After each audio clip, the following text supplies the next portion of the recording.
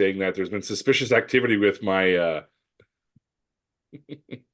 Yeah, with all of your accounts. with my sin. Yeah.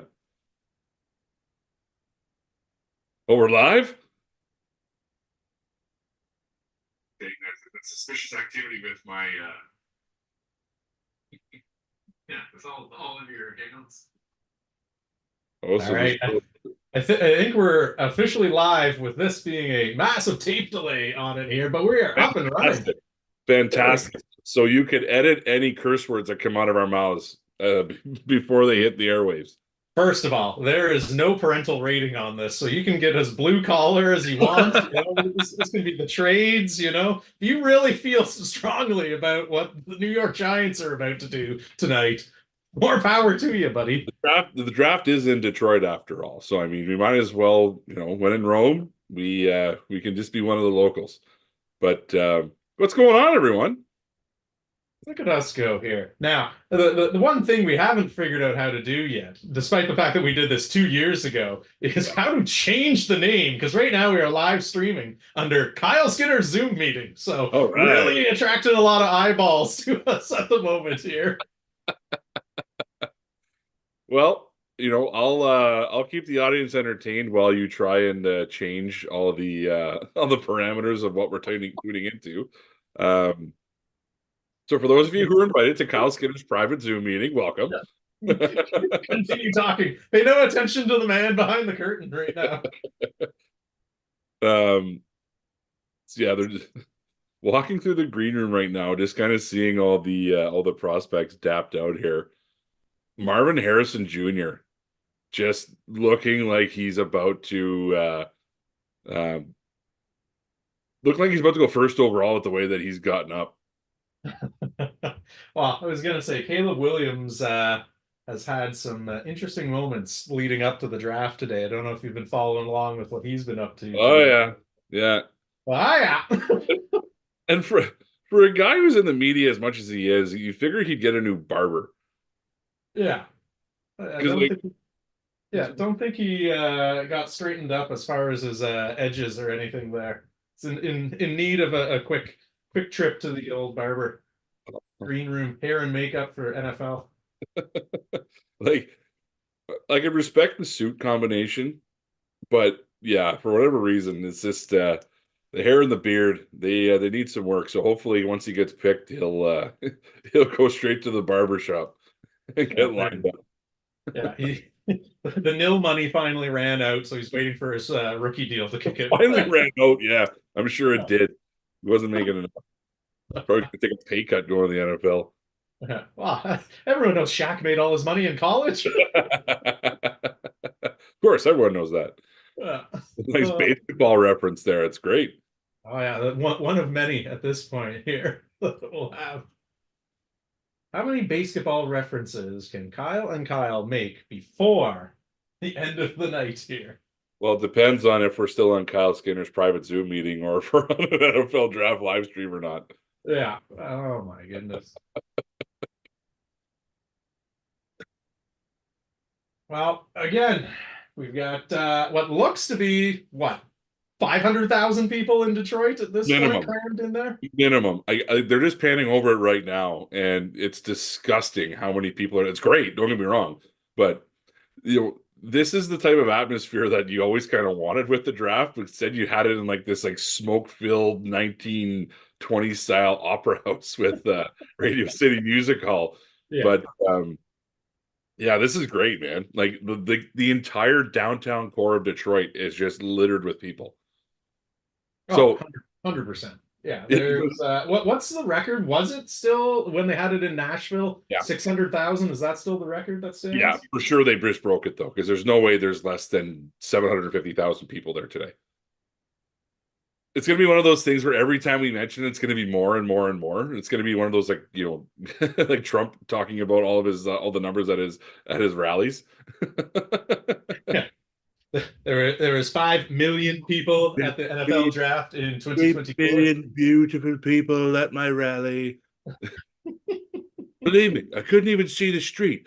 300 million people. Crammed in there.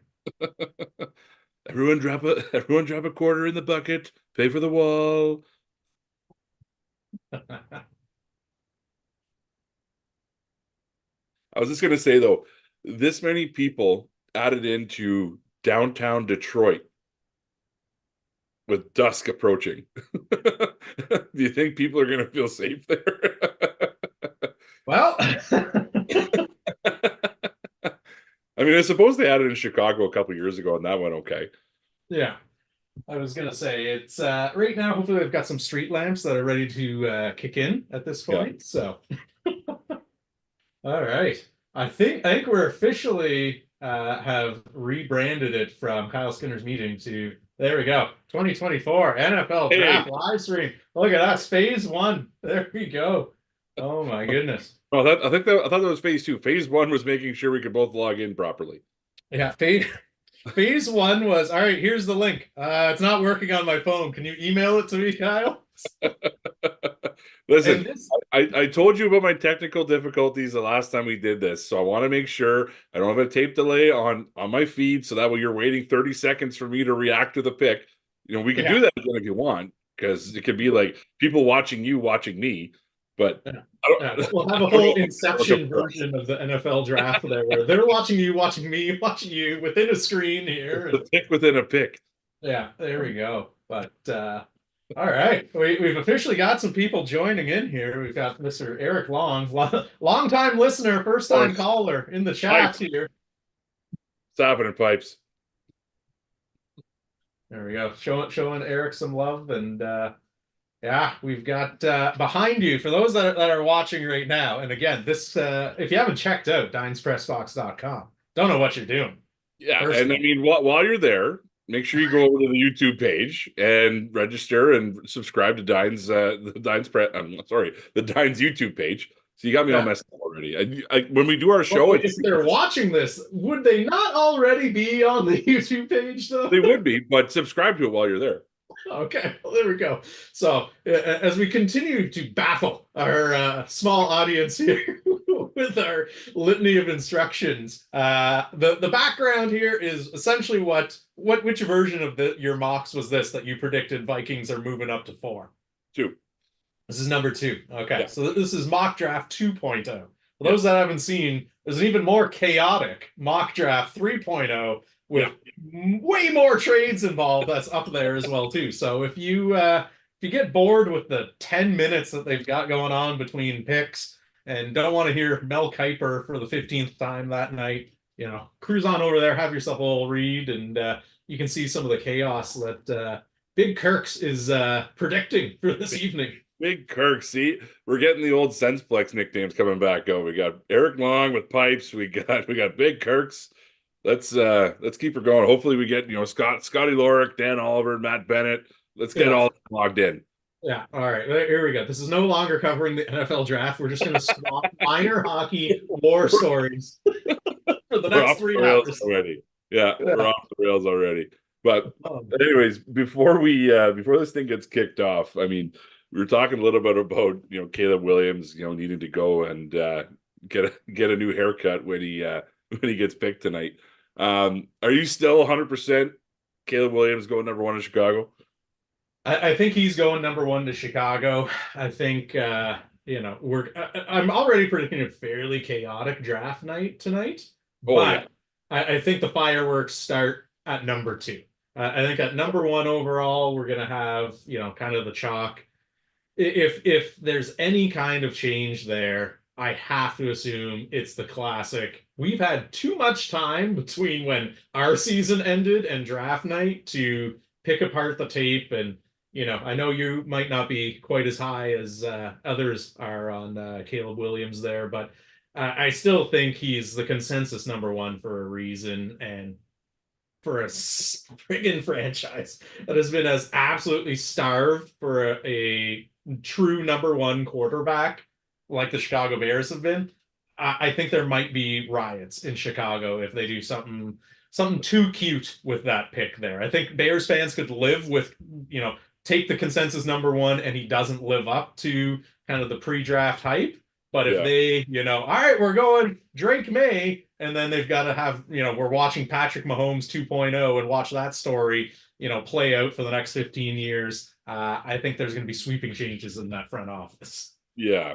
And I mean, yes, you're correct. I'm not as high on Caleb Williams as a lot of other people are, and the reasons being, I think that he doesn't really show that, number one essence of when you get down in a game, you can bring your team back. He had a lot of talent around him at USC. His head coach catered the offense entirely around him, and it still didn't really pan out to wins and losses, even though they played in a weak Pac-12, right?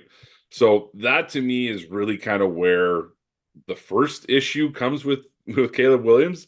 Then you get into the issues that come with the family related stuff, right? Like his old man spouting off, talking about my son wants this, my son wants that. He's not going to go here unless, like, that's the kind of stuff that really just gets you disliked by everybody, aka Johnny Manziel. So, do I think the kid's talented? For sure. He possesses a skill set that not a lot of people in the world possess. He's improvisational. He's got a big arm. He's mobile. But yeah, I see the intangibles a little bit behind in regards to staying steady in the pocket. He gets happy feet. He holds on to the ball too long, which is typical for a mobile quarterback, right? So all of these things, it's just funny how Chicago was so quick to jettison a quarterback who possessed a lot of these same things, where they said, well, this is the reason why Justin Fields isn't good or can't succeed because of all these things. And they're literally drafting a guy who has the same type of skill set. So that to me just really puts him in a position of, can he be great? Absolutely. If I'm comparing him to somebody, it's not Patrick Mahomes, because you can't really compare that. That's just kind of, a once in a generational type thing. I look at Caleb Williams as being like a Russell Wilson type of quarterback from, his play on the field. And And hopefully Seahawks days, Russell Wilson, and not Denver Broncos days. yeah, and I think that's kind of where the Russell Wilson comparison comes in a little bit too, because as he got further along with his Seattle time and then went over to Denver, you saw a lot of, the Russell Wilson being about Russell Wilson type of attitude, right? And I think that's what you're getting with Caleb Williams. And again, I hope he proves me wrong. I really do, because I never want to see a prospect not succeed, because this is them living out a dream, right?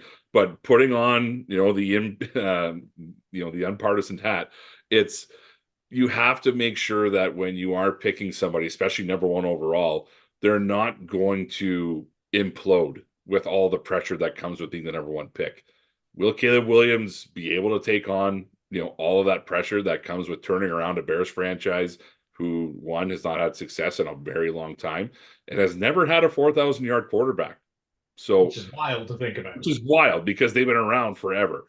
So, yeah, I mean, I think that barring the absolute shocker of the Bears coming up and saying, hey, we want to make the Lions fans happy, and we're going to take JJ McCarthy number one overall, like, it just seems like Caleb Williams is kind of locked and loaded for that number one pick. So, yeah, that's my little rant on my thoughts on Caleb Williams. But I think with the right coaching, you can alleviate a lot of these issues that he brings in. Like, they're not earth shattering. It's just, how is everything up here between the ears?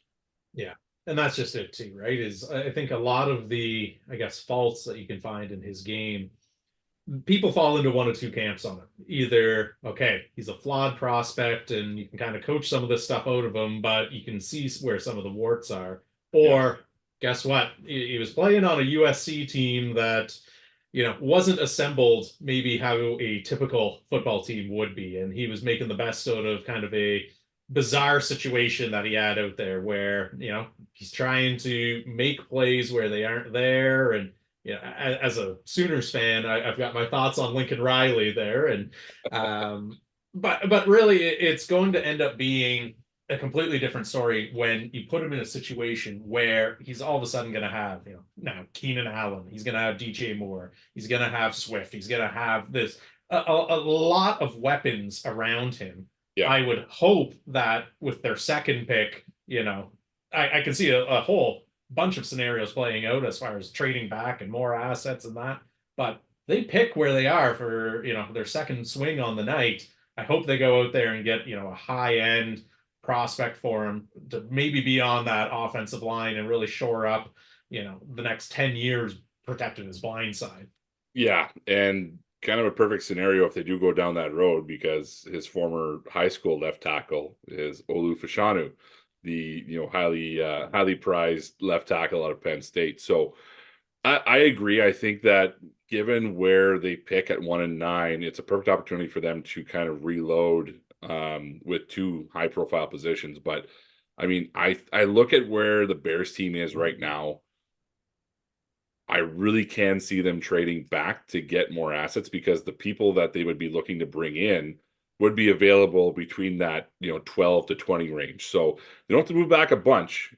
But if someone's willing to come up to either take one of those receivers, like Neighbors or Odunze if they fall, trade up to take Dallas Turner, Brock Bowers, whatever it may be, you can see Chicago buying themselves some more time, accruing some more assets. Because if you look at their total picks over this draft, they've only got 5, right? They just all happen to be within the first 4 rounds. So, Yes. so Which once is kind of where you want to be picking if you're only going to have a handful of for sure, selections. for sure. So I mean, you're looking at a very heavy day 1 and day 2 of the draft for the Bears. So, yeah, I mean, it's going to be interesting to see where they go with number 9. I think number 1's been kind of locked in for a long time, and I think you're 100% right when you say if you're bringing in a young quarterback, the worst thing you can do is not protect him and insulate him with a good offensive line. We've seen what happened with Joe Burrow, over the last few years since he's been with the Bengals. He's left 2 seasons on a stretcher, right? Can't happen. Justin Lawrence has been beaten to death, went back there in the pocket playing. Justin Lawrence. Yeah. Who are we going, Trevor Lawrence or Justin Fields? What did I say? Justin a love Lawrence? child between the two of them. Trevor Lawrence, sorry. There we go.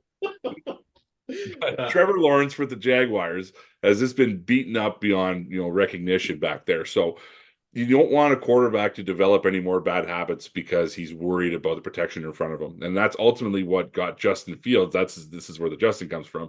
What got Justin Fields jettisoned out was because he developed a little bit of those bad habits of holding onto the ball too long and taking off and running too early. But when you don't have protection, you don't have confidence. When the confidence goes, that's when you don't trust yourself enough and you just do what your autopilot says to do, which is outrun everybody because you can. Yeah. And, Bears are obviously now on the clock. So now it's either going to be the blockbuster trade that completely throws an already kind of chaotic draft into even more chaos, or why did you just waste 10 minutes of our time? Because we've known for months who the hell you're taking here. Yeah. So. But quick shout out in the chat. We've got Doug Skinner. So my dad is tuned in here. So hello, Papa Skinner is watching simulcast with us here. He figured out the technology. So round of applause right there. Let's go. Yeah, and I mean, we've all seen the movie Draft Day. I think that's kind of what everyone who doesn't really follow a lot of the NFL kind of expects is these blockbuster things to really kind of take over and create this whole, avalanche of drama that comes across, every front office. But yeah, I mean, I'd be shocked to be perfectly honest, but can I see them going with someone like JJ McCarthy? Sure. Right. It's, we'll talk about him more as we go on because I think he's really the linchpin of the quarterbacks of this draft is how high could he possibly go? Are all of these, compliments that are coming out of all these boardrooms and draft rooms, smoke screens, or has he really built up enough with the ringing endorsements of his former head coach with Jim Harbaugh, the coming off a national championship, his absolute domination from high school to college, and the progression that he's made from there? Because I mean, if you take away the names of all the prospects and you just list all the things that they do and all the things that they all the boxes that they check, JJ McCarthy honestly would be a traditional first overall pick, right? Very poised, good family, national champion, didn't take a lot of hits in college, Say, processes. how many times has the stat of he's what, like 60 and like three over the last, like, 5 seasons of his career since high school? Like it's he wins everywhere he goes for sure, and that's certainly not anything that anyone's debating here. I think what everyone's kind of curious to see though is a product of a system where, you as a Michigan fan know better than anyone. They're a run first defense, win it in the trenches. Like how many times did you see JJ throw more than 20 passes in a game in their national championship run there?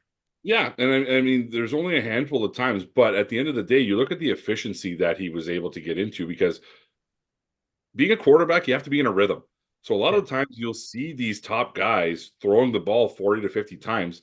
They're getting into a rhythm, right? And once they're able to throw and they know that the offense is directly related back to them, that's big.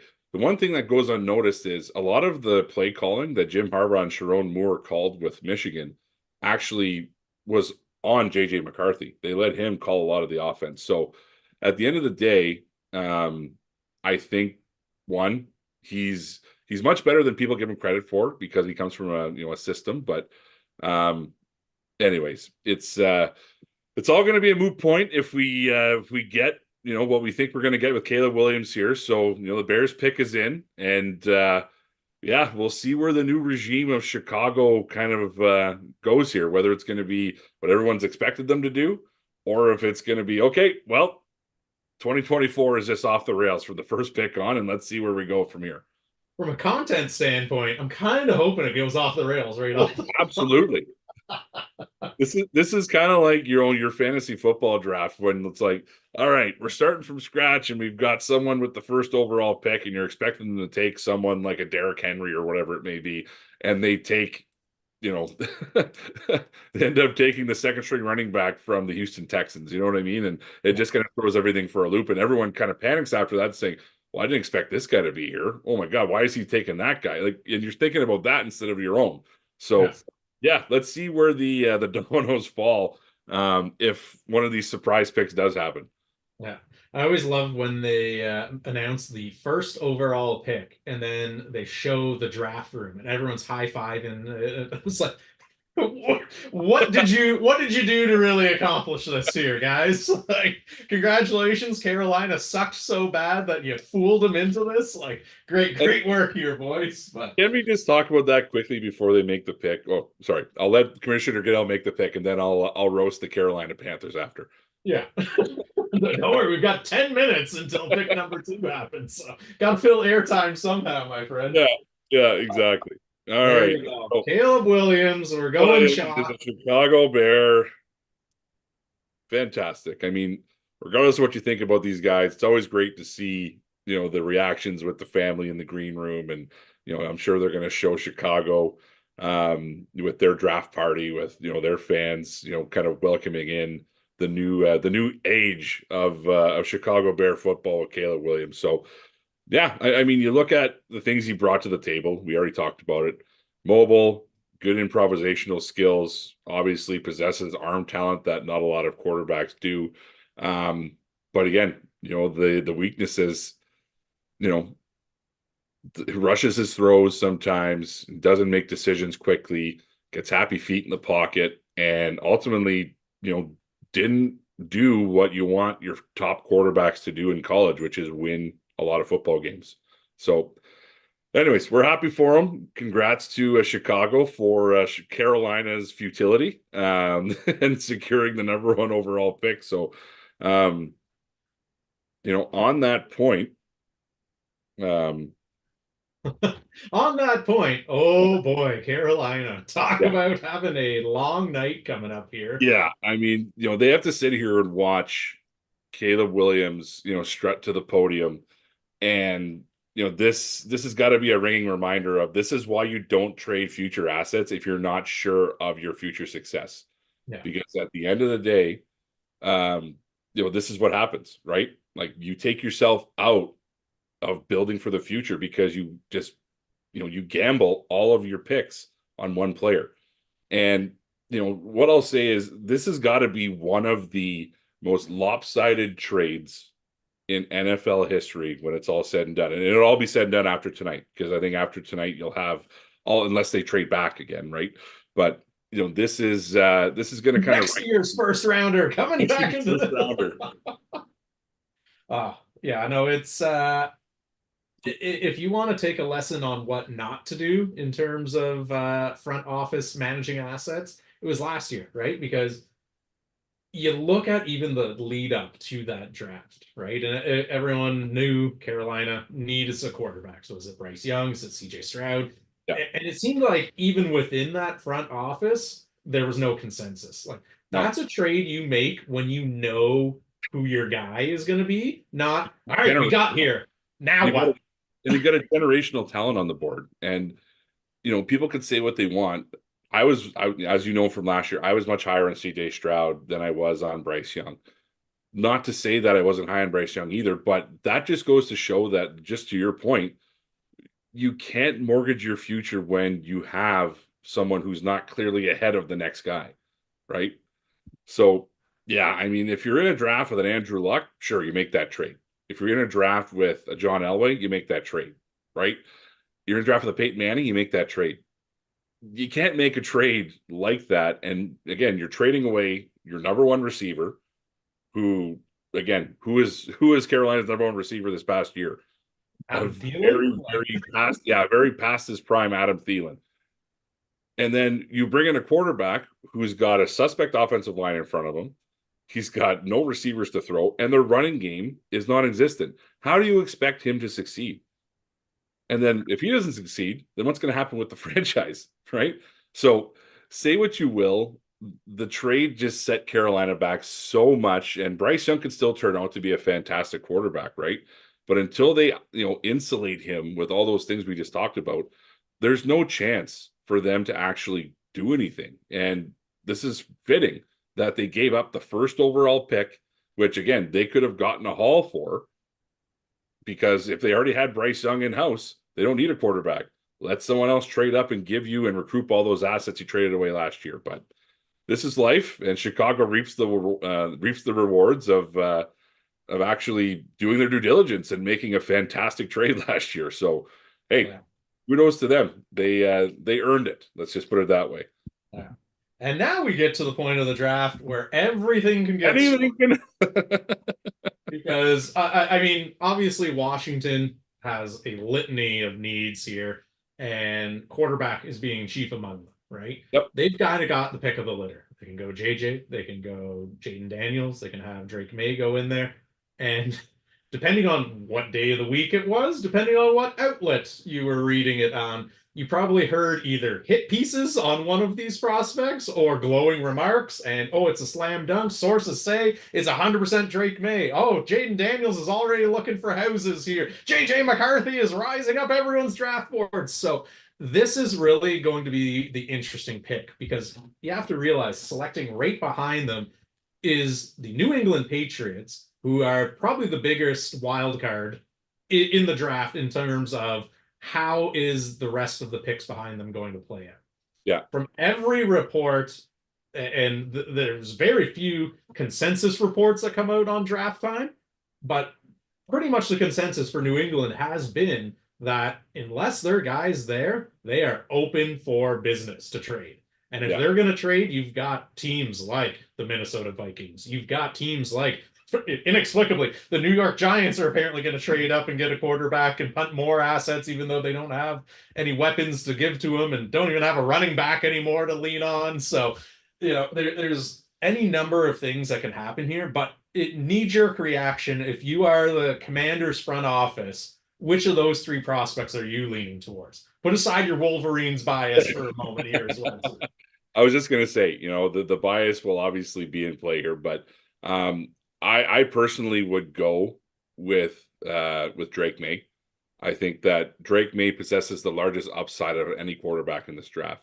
He reminds me so much of Andrew Luck with his body type, his arm, his ability to improvise. Again, he's not the type of mobile quarterback that Caleb Williams is, but the guy rushed for 700 yards 2 years ago, right? Mm-hmm. And everybody kind of downgraded him because of this past season, right? He put up as biggest stats as he did the year before. but he also didn't get put in the same category of Caleb Williams. Like, oh, well, it was everyone else around him. They Yeah. put everything on Drake May's shoulders. So Drake May to me is the best quarterback in this draft. I would absolutely go with him first overall if I had the choice. But I think that Washington would be smart to bring in a guy like Drake May, but I wouldn't be surprised to see either Daniels or McCarthy go here either. So let's see what Washington has for us with this curveball. Here we go. At the podium, joining the Washington Commanders.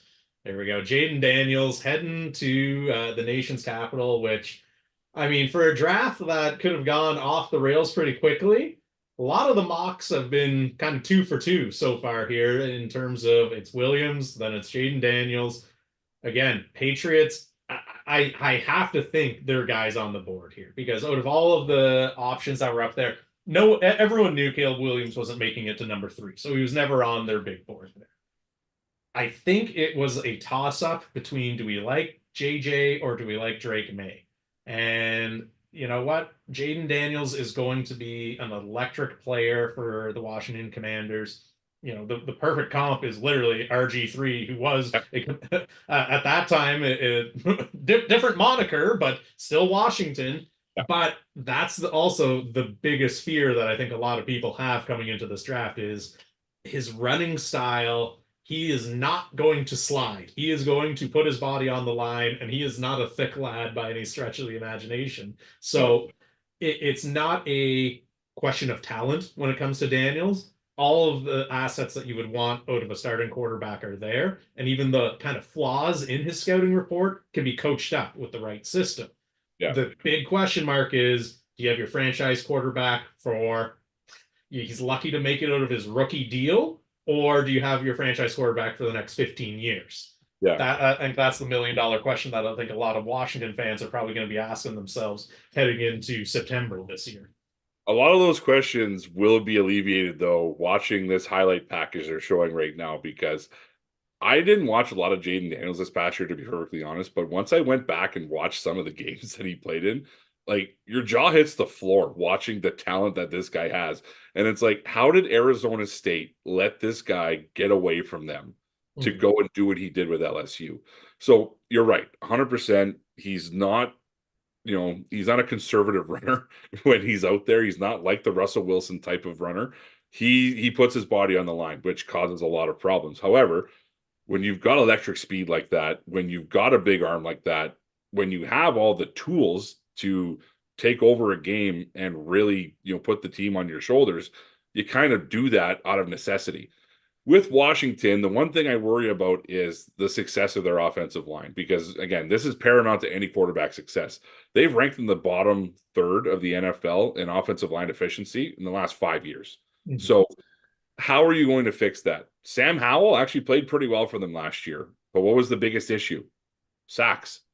Like any rookie quarterback who gets, like we mentioned with Caleb Williams, who gets pressured, who gets rushed frequently, has no confidence in their offensive line in front of them, they don't get to show their full skill set. But I love it. I love the fit because, again, your offensive line's not great. Well, you're not going to pick a pocket passer who's going to stand back there and get tattooed, 7-8 times a game.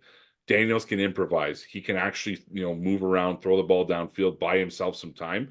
I really like the fit. So, yeah, I mean, it's chalk 1-2 so far. And, yeah, I mean, obviously New England didn't get the trade up that they were looking for. So they're, I think, taking their quarterback of the future with this next pick. So, well, they just announced the pick is in, so they're not shipping it off, and that's like we were just alluding to. They're kind of indicating that their guy that they had circled on their big board, he's still there. So it's going to be interesting. Are we going to get the Drake May show coming to Foxborough? And there's a lot of things to like from his game. Like you said, he's probably the most polished pocket passer out of any of the quarterback prospects coming into this draft here. And I think he is going to fit in really, really well with that culture from everything you hear about his work ethic and being a bit of a gym rat and, doesn't say a whole lot to the media, where some of the other prospects,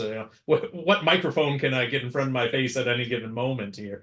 So I think that's all going to mesh with, the Patriot way and making sure that, he's doing things the right way. But is it going to be the Patriot way anymore now that the Belichick era Well, is Well, done? I think it being Mayo, who is now the head coach out there, having been a Patriot himself, having been a Patriots coach himself as well too, like it's ingrained in him. I don't think it's going to be, I can't remember what the name of it was, but they were essentially just doing a run through of a whole bunch of Patriots past drafts. And Gronkowski's year came up there, and if you remember, he had all of his brothers and his dad on stage, and they did the huddle and all of that. What I didn't know in watching that is, I guess, at some point while they were kind of mulling around, Belichick actually phoned Gronkowski after making the selection. It was like, all right, tone it down. So I think some of that stuff is probably yeah, you need to settle down. We will retract this pick immediately.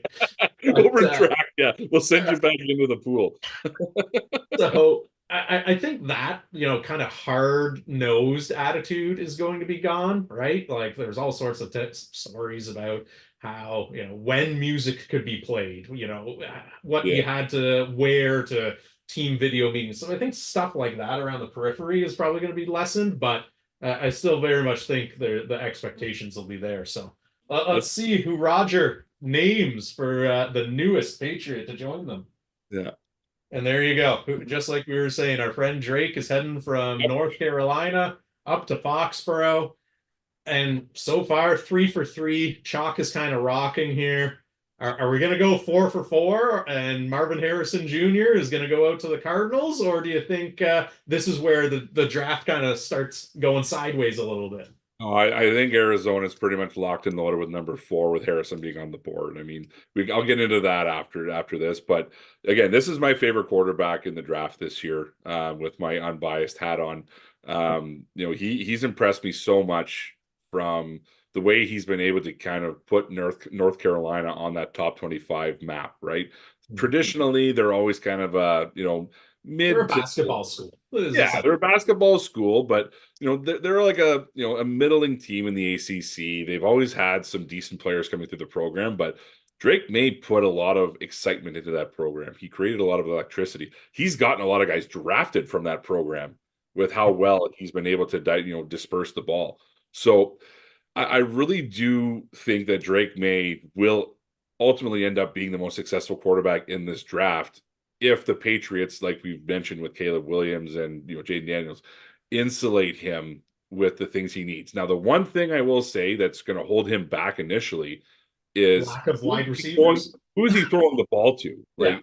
Like that's really the ultimate thing that I think a lot of people were hesitant on putting quarterbacks in New England with is you need to be able to have weapons around you to throw the ball. He's got some decent tight ends there. They have a decent run game, but you got to get somebody in there who's your locked and loaded number 1 guy. So in my latest mock draft, I had, New England trading down from this pick, taking a receiver, and then trading back into the first round and taking a quarterback. I wouldn't be surprised to see that flip-flop now. They got their quarterback in tow, deep receiver class. Let's see if they make a move back up to take one of those top guys at the end of the first round, or kind of go, second, third, fourth round and kind of load up on some mid-tier guys, right? To kind of fill out that receiver room. But yeah, I love the player. I think that it's a great start for the Jerod Mayo era to bring in a quarterback with that much upside.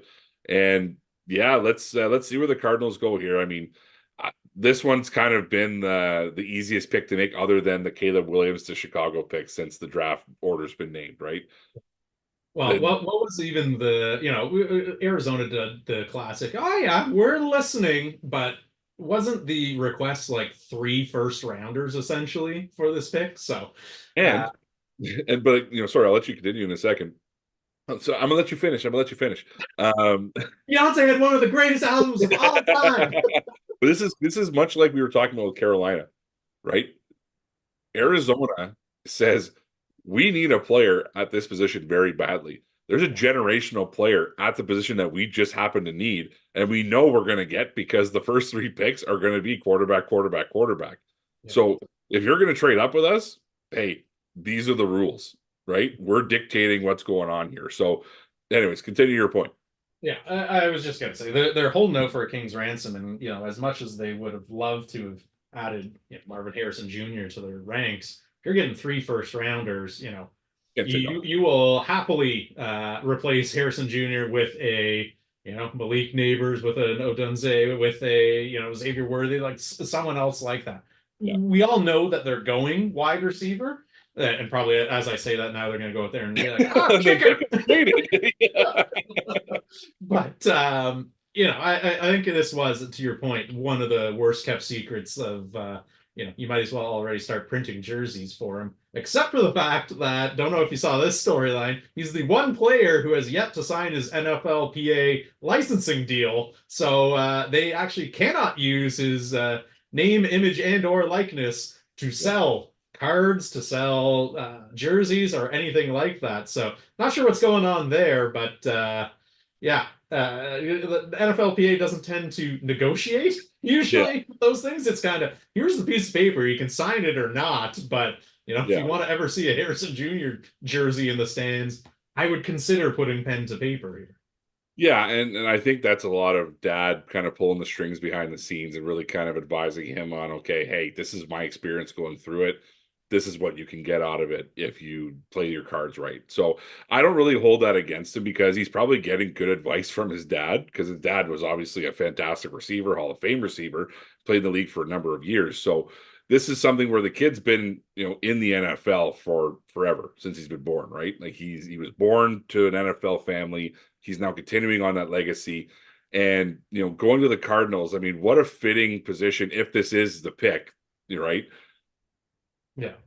My comp for him is Larry Fitzgerald, right? You're not going for the dad then, eh? You're not just going to say a slightly taller version of Marvin Harrison Sr. No, because he doesn't play like his dad. That's the best part about it. Like, he's a big 6'4" receiver, but his routes are incredible, his strong hands, and he actually blocks out on the outside. So here we go. Let's see.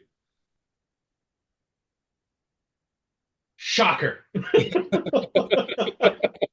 For a draft that could have been going absolutely off the rails, we are absolute chalk to start tonight. Fantastic, NFL. Thank you for keeping everything as low key as possible, and they're saving the fireworks for like picks 9 to 32, though. Yeah, I was going to say they're really doing a lot to dispel the notion that the NFL scripted. Yeah, well, you know what? We say that, but the next pick is, that was ultimately the linchpin, right? So, but anyways, last thing on Harrison. I mean, being a Michigan fan, I'm happy that he's, done with his time at Ohio State. He's going into the pros, but yeah, if this guy ends up not being a Hall of Fame receiver by the end of his career, I'm going to do the Mel Kiper, Jimmy Clausen type of thing. If he's not a Hall of Famer, I'm out. I'm done. I'm not doing these things anymore. So, he's a surefire, a prospect outside of a quarterback that you're ever going to get in a draft. Again, he handles himself very well. He's got a great advisor with his dad, and he's going to a perfect franchise that's going to utilize him as a number one right away. And people can say what they want about Kyler Murray. The guy knows he feeds the mouth that ultimately needs to be fed. So whether it's Marquise Brown, whether it's AJ Green, whether it's DeAndre Hopkins, his number one receiver, he eats. Yeah. So anyone looking for fantasy football this year, Marvin Harrison should be very high on your draft board. Yeah. No, he's certainly landing in a good spot, right? Like, if you look at that depth chart, it's not a whole lot of reliable hands that are currently signed ahead of him. So I think to your point about fantasy football there, he's going to see a steady dose of targets right from week 1 onwards. But yeah, the Los Angeles Chargers here, this is a very interesting pick. New coach, new front office, you've got your franchise quarterback. Beyond that, you just kind of jettisoned out your running back who has been with the franchise for a long time. Not that we're going to go running back here at this pick. This isn't a Bijan Robinson draft class year, but it's going to be a probably one that gets taken down to the final minute, and they're going to be fielding a lot of calls right now. So if you're looking at this, is this where you see the Minnesota Vikings kind of push their chips to the middle of the table here? Or do you see someone else trying to come in off the top ropes and steal that pick away from the Chargers? Yeah, I mean, the two teams that I look at that could be making this move up, and people talking about the Giants, but I don't see that happening because they pick right, the pick right next to them. So I can see the Raiders and the Vikings fighting over this pick. Yeah. Now, the Vikings have the assets because they have those two first rounders this year that they can dangle in front of the Chargers' face, which I think is a more attractive option. Yeah. But again, Mark Davis has given the green light to his new front office and coaching staff to move up for a quarterback if they need to. Now, the only thing that would hold that back is it's interdivision, right? Are you going to see the Chargers, relent and say, yeah, we'll trade you a franchise quarterback so they can beat us for the next, 5-10 years? So ultimately, I think if a trade does happen, Minnesota probably will be the team. However, if they stand pat, they don't get the offer that they need, I would look at an offensive tackle here or one of the top receivers, because obviously you talked about jettisoning, Austin Eckler. Well, Mike Williams and Keenan Allen are also gone. So this could be a situation where you can see a tackle, or I'll just say pass catcher, because the Brock Bowers fit there is pretty good as well. So, yeah. And you can kind of look at another divisional kind of blueprint right there, as far as get your franchise quarterback, get your head coach who knows actually how to scheme up an offense there in Harbaugh, as opposed to Brandon Staley, who just deer in the headlight looks for most of the season in terms of game changing late quarter fourth quarter drives. Yeah. It really is. You get your head coach, you get your quarterback, and then you get your tight end, just like KC's got in place, and then the rest you can kind of build out from there. Now, Bowers is a really interesting prospect. He's probably the prospect that could fit in the most seamlessly with the most amount of teams in this draft based on his skill set. And so you've got to think, all right, when were the Chargers last really a high volume potent offense?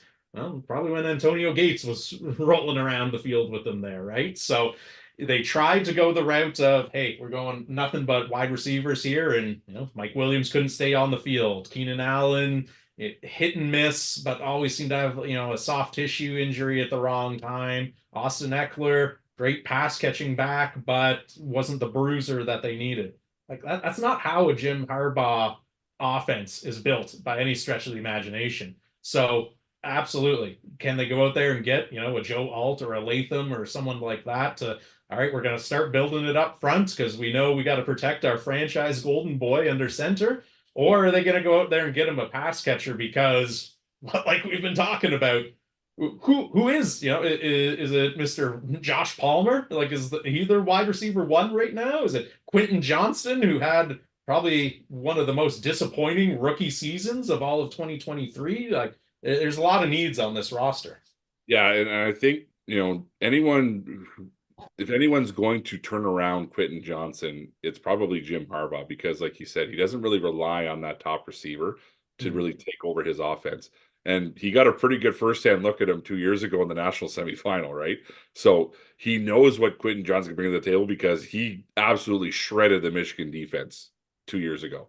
So, would I be surprised if it's Joe Alt? No. Would I be surprised if it's JC Latham? No. Any, Malik Neighbors, Roma Dunze, Brock Bowers? No. But yeah, let's see what happens. Would I be surprised if they traded it? Also, no. Yeah, also no. Like, there's so many options. Everything is in play for the Chargers right now. Which is kind of a fun process if you're sitting in the Charger front office, because you're not really, focusing in on one thing. And if it doesn't happen, you're screwed, right? You've got so many options that you can actually feel good about whatever, comes along, because it really, all these options are good. So ultimately, like I said, I think that with Jim Harbaugh's mentality, and obviously they got the assistant GM from Baltimore, who's now I'm blanking on his name. They've got a whole lot of things from Baltimore if you look at all their additions that they made this But that's offseason, what I'm saying. But like including they're both their running backs as well too. yeah. So like their new GM is from Baltimore, which is why they're signing Gus Edwards, J.K. Dobbins, and but yeah, I could really see them going offensive line here if I had to, again, like you like to say, put a gun to your head. Mhm. Um, I think that offensive line is probably the pick here, but yeah, like I said, I would not be surprised as well if they go offensive line, pick a receiver later in the draft, and then ultimately, if Blake Corum is not wearing Los Angeles Chargers jersey by the end of the weekend, I'd be shocked. Yeah, no, absolutely. I think Harbaugh is ready to hop over a table to make that phone call himself there. But good circling back to what we were talking about earlier. So now that Caleb Williams has been selected, so the full trade here is now Panthers receive #1 in 2023. So that was Bryce Young. Bears receive DJ Moore, Yep. 2023 first rounder, which turned into Darnell Wright, offensive Yep. lineman. 2023 second rounder, which turned into Tyreek Stevenson, cornerback. 2024 first rounder, Caleb Williams, and then next year, a 2025 second round pick. Yikes. Yeah, and we talk about it a lot, and as we see the Chargers pick is in, so yeah, obviously they didn't get the offer that they were hoping for either. So, but yeah, and look at the I don't know who that is, but with the crispy gray suit with the white kicks on, that's a fresh look. That's good. Um, but We're a very diverse live stream. We're going to have a whole fashion segment at some point tonight there. Power rank as we're both wearing our t-shirts yeah. while we're on this thing. T-shirts and ball caps. Here we go, boys. Yeah. All right, here's the commish coming out. What's going to happen now? Then a hush falls over the crowd. Got a big preamble. Oh, Joe Alt. So there you go. So it was offensive tackle.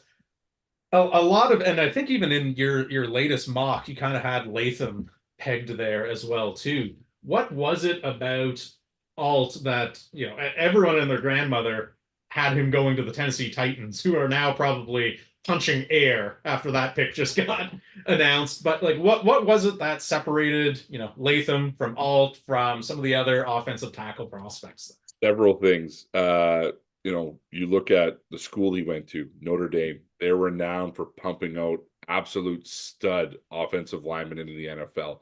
No one is better coached than a Notre Dame offensive lineman who goes to the pros. Two, his dad. His dad played in the NFL for the Kansas City Chiefs for 8 years, so he's got the lineage there. And then three, the guy's 6 foot, almost 6'9", 325 pounds. So you don't get guys like that who come into the draft, right? He's got literally everything that you want out of a top prospect. Because I mean, you look at the credentials they're showing on the screen right now. Unanimous All-American. He's a finalist for the Lombardi Trophy, which he arguably should have won this past year. And yeah, they're talking about his dad right now. I mean, this is something that's kind of been written in the stars for Joe Alt. He just possesses so many of the things that you look for. And again, you talk about can't miss prospects. I mean, you look at offensive linemen, they're so essential to it. This guy is a can't miss prospect. He's going to succeed wherever he is. And now you look at what the Chargers have at offensive line. They've got Joe Alt, Rashawn Slater as their two tackles. Yeah. That's a pretty good combination, right? Yeah, and this is getting built in the most Harbaugh-esque fashion, 100%, right? Yeah, bookend tackles that are going to be there for the next 10, 15 years, and then you've got your franchise quarterback. Everything else from here on out is just gravy, right? Blake Corum's going to be wearing powder blue at some point, and then you just got to figure out how the hell are we going to scheme any kind of a passing game to our non-existent receiving core. But again, it's a deep receiver class, so this is something they can address later on. But you're looking at the highlights of this guy, like his feet are phenomenal. His hand placement's great. He's a mauler in the run game. He mirrors people in the pass game. Like, this is such a great pick for the Chargers. And the reason that I had Latham slotted to go to the Chargers was because I had them trading down. So they didn't even have a chance to take Joe Alt. So this makes a lot of sense. I mean, and look at that. 2 sacks allowed since 2022. It's pretty You know, good. that's outstanding. And Yeah. like a 0.8% blown block percentage. So I mean, you're literally getting the best offensive tackle in the country stepping into your building and making Jim Harbaugh's life a lot easier while he's scheming that offense for Justin Herbert. Yeah. Well, the Giants are on the clock and the pick is already in. Now, I cannot wait to hear this pick because in my mind, the smarter thing to do here is probably go out and get a wide receiver. But the best wide receiver available, I think, is probably the worst fit possible for New York City in Malik Neighbors. I think he is a very, very talented pass catcher, but could be one of those types of people who falls victims to bright lights, big city, getting involved with a lot of off-field stuff there. Now, that being said, do we see a scenario in which the Giants add to their quarterback room here, despite the fact that they backed up the Brinks truck to the wrong person last year? Still, as an Eagles fan, I love the fact that they, instead of franchise tagging Jones and signing Barkley, they reversed it, and now Barkley's an Eagle, and you're stuck with Jones at 45 million or whatever it is per season. But I mean, what do you think? Are they going pass catcher or pass thrower? What they should do, or what I think they're going to do? Two very different things Yeah. there. Giants front office. What they should do is probably go Roma Dunze. That's what they should do, because you just mentioned it. Good receiver. I think he's better than Malik Neighbors because he's a more well refined pass catcher.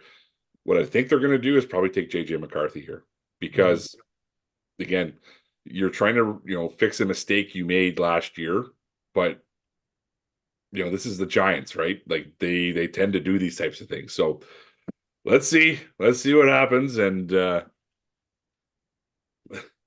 Malik Neighbors, there you go. So again, a very talented wideout. I love the player. I hate the fit here. Eagles fan in me says, you know what? Good for you. Let's see if you can make it work. But again, it's one of those things where I think Neighbors' ultimate ceiling at the NFL is now also capped as well too, because who is throwing him the ball?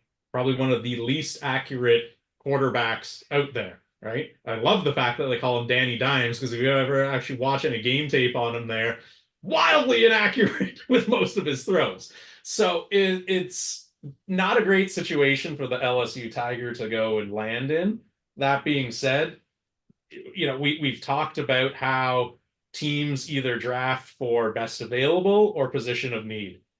The Giants wide receiver room, and not just right now, but for a couple years now, has been an absolute wasteland, yeah. right? So you have to assume that they were going to, if it wasn't this pick, it was probably going to be, their next couple picks, they were going to take some dart throws at some wideouts there. Yeah. But yeah, I mean, again, love the pick from an Eagle standpoint. If I'm a Giants fan, I can't give it more than like a B because I like the player, but I'm just not sure how it makes your team that much better if Daniel Jones is still your quarterback on week one. You know what? I hear what you're saying, but they needed to take a receiver. They regardless of all the talk about taking quarterback, doing their due diligence on every single one of the top prospects, you needed to get a guy in there to make your quarterback's life easier, right? You're starting to get the offensive line back to a place of they can compete, right? Evan Neal had a slow start to his career, but he can probably pick it up, and you can recoup something from him. They ultimately didn't have anybody who could stretch the field. No one was. If you watch any of the Dallas Giant games last year, the Dallas defense was just sitting at 15 yards waiting for an interception because they knew that they couldn't stretch the field. And it wasn't because of the quarterback per se. It was because none of the receivers could really create separation.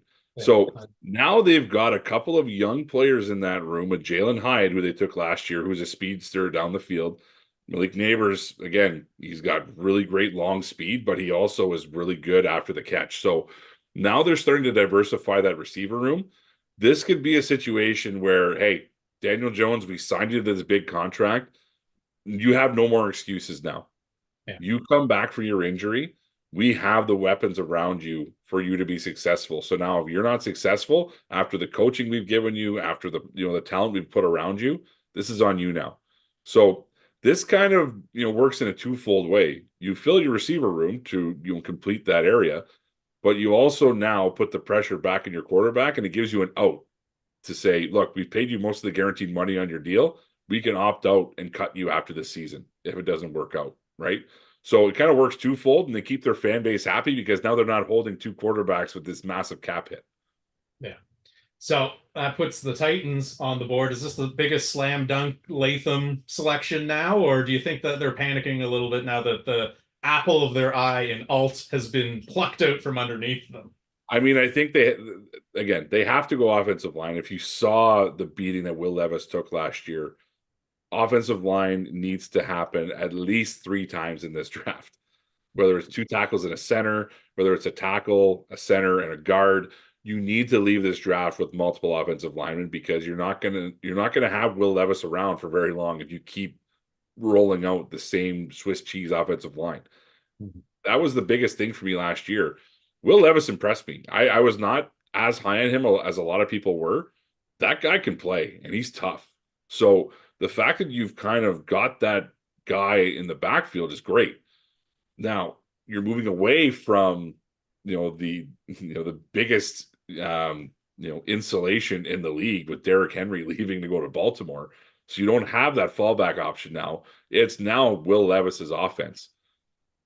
You got to protect him now because Yeah. like we're talking about with all these teams, and we just mentioned with the Giants, like you're putting pressure on your quarterback because you're now surrounding him with talent. Well, you're going to put pressure on your quarterback if you don't fill the offensive lineup properly. So either it's JC Latham, either it's Olu Fashanu. It's got to be one of these top tackles. Like these guys can all play. So Yes. whoever is the apple of your eye here, take them and then work out the rest of the draft as it comes up. Latham is a pure right tackle, which they need. Fashanu is a pure left tackle, which they need. So pick your poison. Which end of the line are we going to start at as we, eventually replace every single one of you? It's like the episode of The Simpsons there where Homer, the Millhouse, you're cut, Ralph, you're cut. Hey, I liked your hustle. That was why it was so hard to cut you. This So, is part of the coach's job, the cuts. yeah. Um, but But yeah, sorry, I was just going to say they hit a home run last year with Peter Skoronski. He's going to be a Pro Bowl left guard for you for a long time. But you need to have someone beside him to really be, his running mate on that offensive line, whether it be a center or a tackle. So, anyways, sorry to yeah. interrupt. No, I was gonna say there. Well, first of all, welcome Kevin Kelly to the chat there as well too. Oh, big 5'9". Oh yeah. But speaking of offensive linemen there, yeah, it really is a matter of guess what? Every single team that we have run through so far, and I really think obviously, the Titans are still on the clock as most feeds are probably on commercial break right now, but every single team up to the Titans has had such an obvious, glaring need that there's no reason why it hasn't gone chalk, right? It's like we know what we need to address. We didn't get the King's ransom worth of picks that we were kind of expecting at this point, so let's go out there and address it. Yeah. Right behind them is Atlanta, Uh-huh. and all of a sudden, if there's going to be a move, and I would be absolutely flabbergasted if McCarthy ends up going to the Titans because you've spent some high draft picks on quarterbacks in what 3 years in a row now if they end up taking McCarthy. So I don't see that happening. But Atlanta, you've picked inside the top 10. You've got the Drake Londons of the world. You've got the Bijan Robinsons of the world. You got the Kyle Pitts of the world. They're set on offense. They just signed Kirk Cousins. They're not going to do anything there. Even the teams picking behind them are probably going offense. So someone who's in the teens, someone like a Minnesota, right? This is a perfect team to pick up a phone and call because then the Falcons can trade down and go out and pick who is the best defensive player that we want on the board here and probably start that whole run of, all right, now the defenders are coming off because all the top wide receivers are gone and now we're into cornerbacks and defensive linemen and all of that. But Yeah, it's been chalk so far because every single team, quarterback, quarterback, quarterback, wide receiver, offensive line, wide receiver, offensive line as like the number one with a bullet asterisk next to them as far as what were their team needs heading into draft night. Yeah.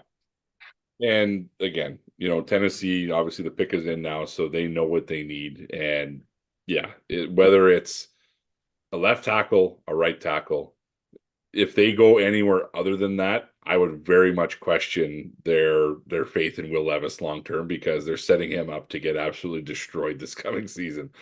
But yeah, because I mean, bringing in Calvin Ridley to go with DeAndre Hopkins, wide receiver is not a need right now. So let's see where they go and let's see if Will Levis is happy.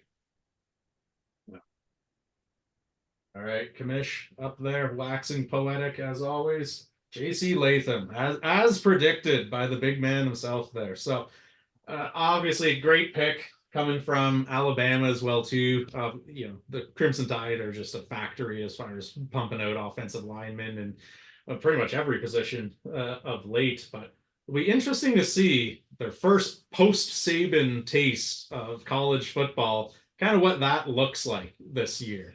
Yeah. Not to go into a whole NCAA rabbit hole here, but that is a shockingly under talked about aspect of what is coming down the pipeline here in 2024 this fall when kids start returning to campuses and whatnot. Is this is the first time in a long time that the so to speak godfather of college football, kind of pulling strings behind the scenes, isn't going to be down there in Tuscaloosa. Yeah, and I mean, you're bringing a guy like Kalen DeBoer, who's obviously the hottest, coaching name in football, as Kyle just vacates vacates the room to have me do this on my own. But yeah, Kalen DeBoer is obviously a very fast rising coach. I think they struck while the iron was hot with him because he was going to get a contract from any of the vacancies ever coming up. Hey, he's back.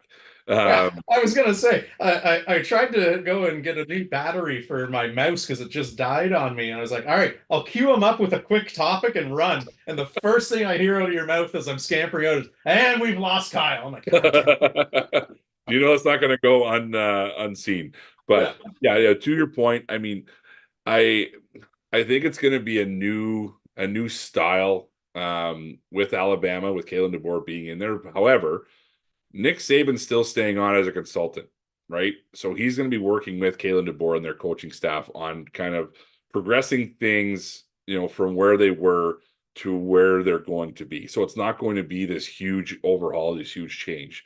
But again, I think with the new format of the NIL, the transfer portal being as active as it is, it's very tough for a lot of these older coaches to kind of keep up with that because it's a lot. It really is.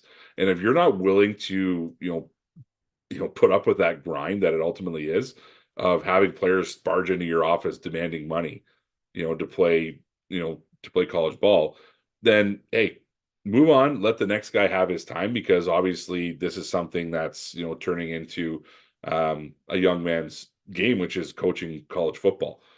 But yeah, going back to JC Latham, I mean, I love what he brings to the table.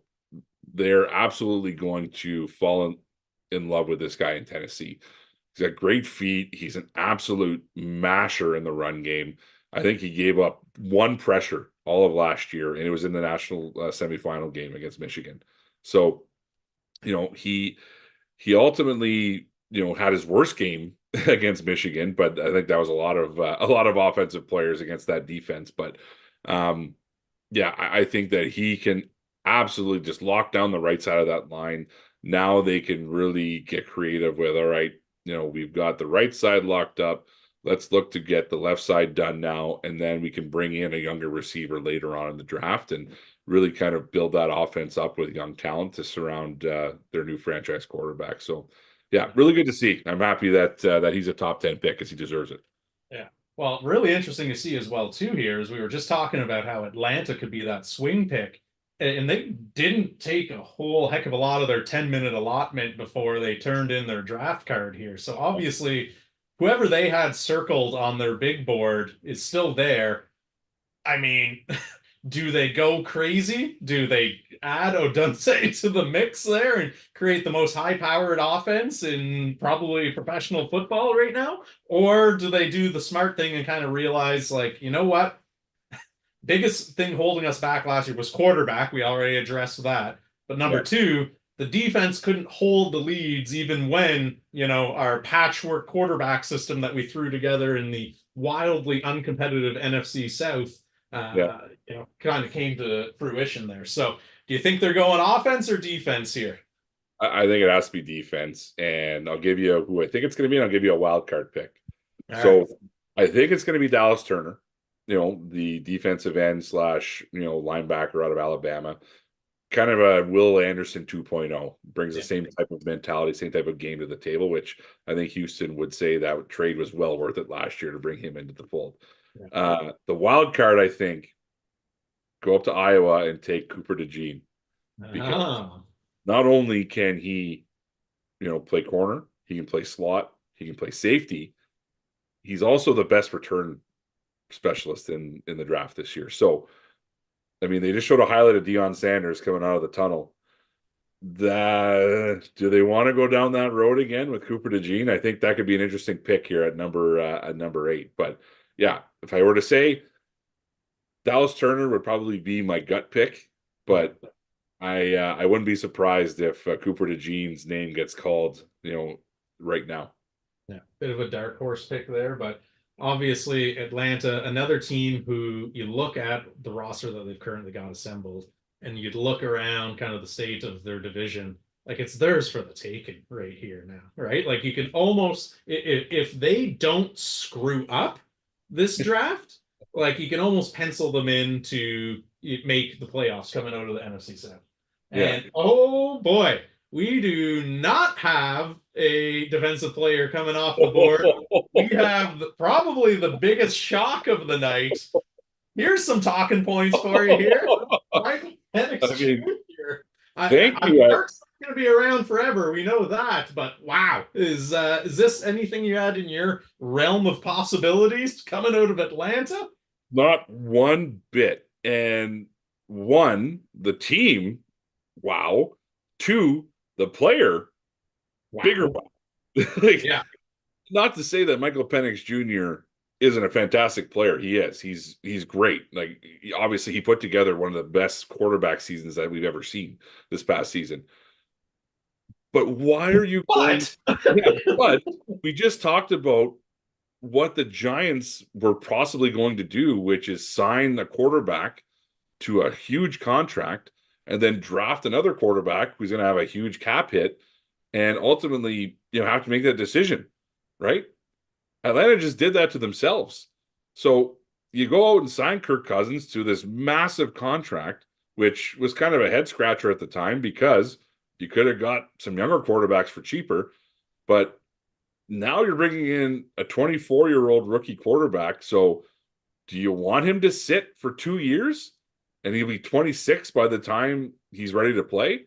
Like, I don't know what to say on this. This is wild.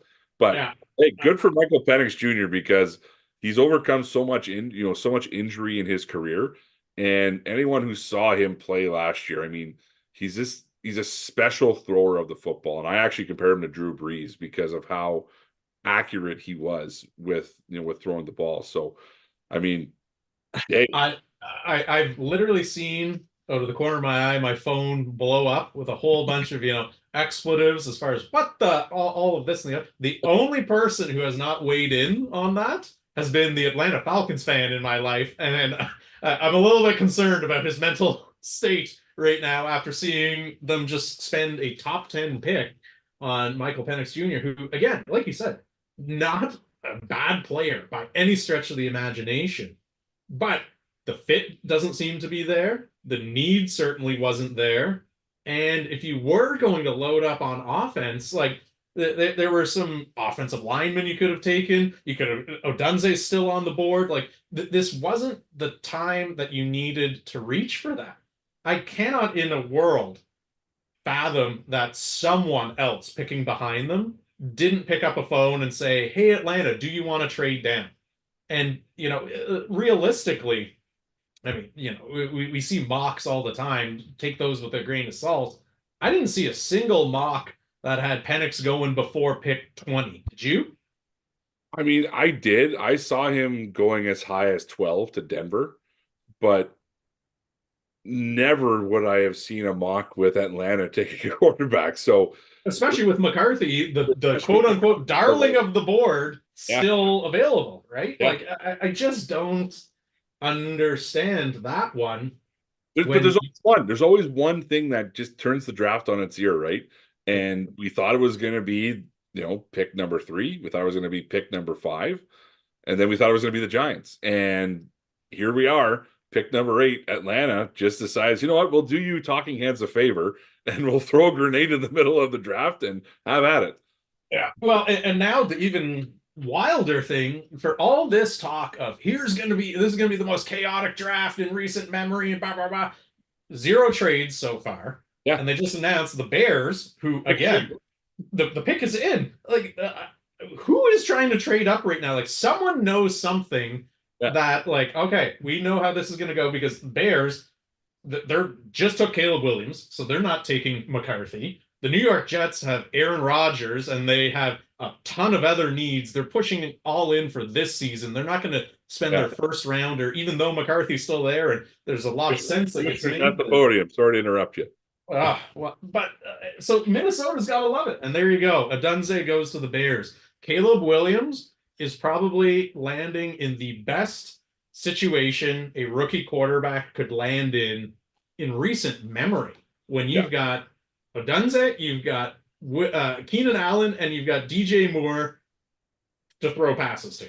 And you just signed a running back, and you just drafted a tackle in the first round last year. And by the way, you still got more picks coming up too, all within round 4 as well. Yeah, and again, like Cole Kmet's still there as a tight end, right? Yeah, like he's pretty damn good. So, yeah, I mean, this is one where I think a lot of people were starting to come around to Rome Odunze kind of being in that 8 to 10 range. And then if the Bears did keep their pick, that was kind of the sneaky one, right? Because again, you look at, well, they don't need a receiver. Yeah, well, Keenan Allen is not necessarily a spring chicken anymore, right? Yeah. He's probably got 2 more years of high level football, and then he's probably going to be that if he hangs on, he'll be the 3rd, 4th receiver, just the veteran presence. But yeah, any good quarterback, as we've talked about, with the first 3 picks, when you're coming in to a franchise, you need to have weapons. And there's no excuse now for Caleb Williams. You're coming into one of the best prospects and 2 Pro Bowlers to throw, the ball to. But even still, too, like linking exactly what you were just saying with that point, what a great spot for Odunze to come into, because he now gets to be with QB1, right? We both come in, we learn together, we go through those reps. It's not like I'm entering, Aaron Rodgers, who's a little bit ornery with his wide receivers, doesn't like young guys. He likes his, Allen Lazard is still employed because of Aaron Rodgers. Let's call it what it is here. But so he gets that, and you get to learn from Allen and DJ Moore. And you aren't expected to come in day one and be the guy. Like you can just go out there and be like the best version of yourself, because guess what? You're probably getting the 3rd defensive back on the depth chart shadowing you most times. So like everyone is entering there. Williams and Odunze, home run picks. Like if you're a Bears fan, it's the most exciting you've been since 1985 at this point. You got to be happy. And I mean, the thing that I think would really excite me the most is that you can move Keenan Allen into the slot, which I don't know if you watched the last few years with the Chargers. Keenan Allen in the slot is unfair. Yeah, well, not to interrupt you there, but we've got our first trade of the night here. Finally, we're there. So Minnesota has moved up. Yep. And it's got to be McCarthy. Yeah, I was going to say the Jets now could not have gotten a better situation to play out for them either. Yeah. They're moving back 1. They weren't going to take a quarterback anyways here, and you just added picks. So, there's so many teams. Everyone other than the Atlanta Falcons right now is like, this is the best draft. Like, impossible. This couldn't be going any better. So they moved back one, so Jets fans are happy, and now I would be absolutely flabbergasted if it was anyone other than your favorite quarterback from your beloved Maize and Blue coming up to there to Minnesota and donning the skull purple for 2024. Listen, we just saw Michael Penix Jr. go number 8 to Atlanta, so I'm not going to put anything in permanent marker just now. But before the pick gets announced, I mean, a little bit on a Dunze. I love how he plays. The best way to describe his game is smooth. Yeah. He's just effortless when he runs. He's effortless when he catches the ball. That's exactly what you want in a receiver who makes it look effortless. So again, Chicago hasn't really had a top level receiver for more than a couple of years, right? They had the Brandon Marshall experience a few years back. Alshon Jeffrey, had a cup of coffee with them. Allen Robinson had a decent, season or two with them. But you really haven't seen, this Pro Bowl, Hall of Fame level receiver kind of don the Chicago uniform for more than a couple of seasons. So now they've got arguably three of them on the same lineup, all at different stages of their career, which is the best part. Keelan Allen, the savvy vet, DJ Moore, who obviously lit it up last year as the number one wideout for Justin Fields. And now you've got the young, project who ultimately could be the best of the three by the season's end, honestly. So again, if you're a Chicago fan, there's no reason to complain about anything this year because you got what you wanted. You got rid of the quarterback who you said couldn't win you football games. And then all of a sudden now you're bringing in another quarterback and now giving him weapons where you didn't have, last year with Justin Fields. So, yeah, Chicago is going to be an interesting team to watch this year because, yeah, what are you going to look at the whole division, right? The NFC North is going to be an absolute gauntlet for anyone to win that division, right? Minnesota, assuming they go out and get McCarthy, you've now got a quarterback there because you couldn't have been feeling good about Sam Darnold being your penciled in day one starter there. At least now it's okay. We'll have a nice training camp battle. Probably Darnold goes out there and starts week 1 through 3, 4. We kind of assess where we're at as a franchise from there. If we're 2-2, maybe we continue to ride them for a little bit longer. For 0-4, hey, it's McCarthy time. Here's the keys to the kingdom.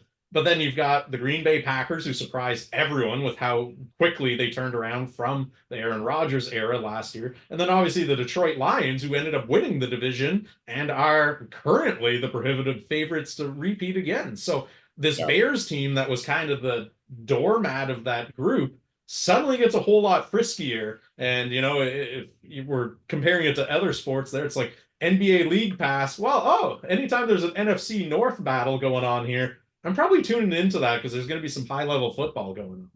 Yeah, 100%. And I mean, we talk about the potential of JJ McCarthy going to Minnesota, and obviously the situation that Caleb Williams is walking into is Chicago of having all these weapons. If this happens and JJ McCarthy goes to Minnesota, what better scenario could you want to be in as a young quarterback than walking in with Justin Jefferson, Jordan Addison, TJ Hawkinson, and a very good offensive line? Yeah. Not to mention Aaron Jones as your new I was about to say, don't forget who the savvy pass catching back safety blanket that you just added to your backfield. Yeah. So I mean, this is a scenario that we talk about of you literally walk in to success. And if you can't succeed, well, it's on you, young fella. But the cool thing about if JJ ends up here is that Jim Harbaugh's offense in college, very much a play action style offense, right? Play off the run game and whatnot. What does Kevin O'Connell's offense look like in Minnesota? It's the Sean McVay, right? It's play action. It's off the run. So, all right, what do we got here? So the 10th and a 6th round pick this year for the 11th overall, 4th. Yeah, so that's actually not bad. That's a good move by Minnesota. You're not giving up pretty much anything. And if for the Jets, you're not going to pick the guy. You just moved up 2 rounds. Yeah. Win-win for everybody. Yeah, So, you got to be thrilled if you're a Jets fan because oh, again you're not. you No one's weren't no one's thrilled to be a Jets fan. for one night and one night only. You're at least happy right now because you got additional assets for absolutely nothing, and now you've still got the pick of do we go offensive tackle or do we go out and get Brock Bowers, which is what I assume they're probably going to be looking at there at number 11 at this point. Yeah. So here we go. Minnesota, the pick is in. Well, you Let's got some time because anytime you see like a fan coming out carrying something, there's going to be a little pomp and circumstance and all of that. So, shoot. well, while we're waiting there, quick shout out. We've got a second Kirkwood in the chat right now here as Ryan has joined the Hey, live stream. So, there he is, big bro. So again, you'll be happy, fellow Eagles fan, as we had him on a couple years ago. Shares in your pain and your excitement. So you can definitely vent your upcoming frustration or joy with don't you worry. It's an even year, and I started piecing together like the framework of an article on it. Even year Howie Roseman, unbelievable. Odd year Howie Roseman. You go through his drafts and his signings. It's like Dr. Jekyll, Mr. Hyde. It's wild. Odd year drafts, terrible. Even year drafts and off seasons, great. So we're laughing here, right? Bring in Saquon here. We just signed AJ Brown. Like things are good in Eagles land. Talk to me next year at next year's live stream draft, and I might be singing a different tune. that's when you just let your assistant GM take the reins and make the picks and free agent signings there. So all right, here we go, Minnesota. And there you go, JJ McCarthy to the Minnesota Vikings. So a home run pick for them because it was obviously. Yeah, you didn't need to. Oh, there we go. The University of Michigan hat is officially on now. So, first wardrobe change of the night. Let's clock First it one. at 9:22 p.m. So, who had the under 10 p.m. first wardrobe change? Gotta start putting prop bets on this thing. Yeah. Well, we don't want to turn into Lemon in the CFL or Porter in the NBA there, Oh, well, we're coming up on 10 p.m. I think I'm starting to feel sick. Better sub myself out of the game. But yeah, JJ McCarthy steps into an unreal situation. Minnesota gets their quarterback of the future. Win-win right there. Jets are on the clock. They got additional assets out of it. There's a win right there. And I'm looking at everyone who's been picked so far. I'm like, perfect fit, great fit, fills a need. Atlanta Falcons, great fit. So I think that must-watch TV for anyone who is a sports fan is going to be the Falcons presser tomorrow before things kind of kick off again there because they got some splaining to do. Is how we'll kind of leave that one. Yeah. And like I said, we're watching the highlight package for JJ McCarthy right now. And I mean, anybody who can watch this and say to themselves, oh, well, he can't make the throws. He's insulated by the offense and yada, yada, yada. You look at the throws he's making.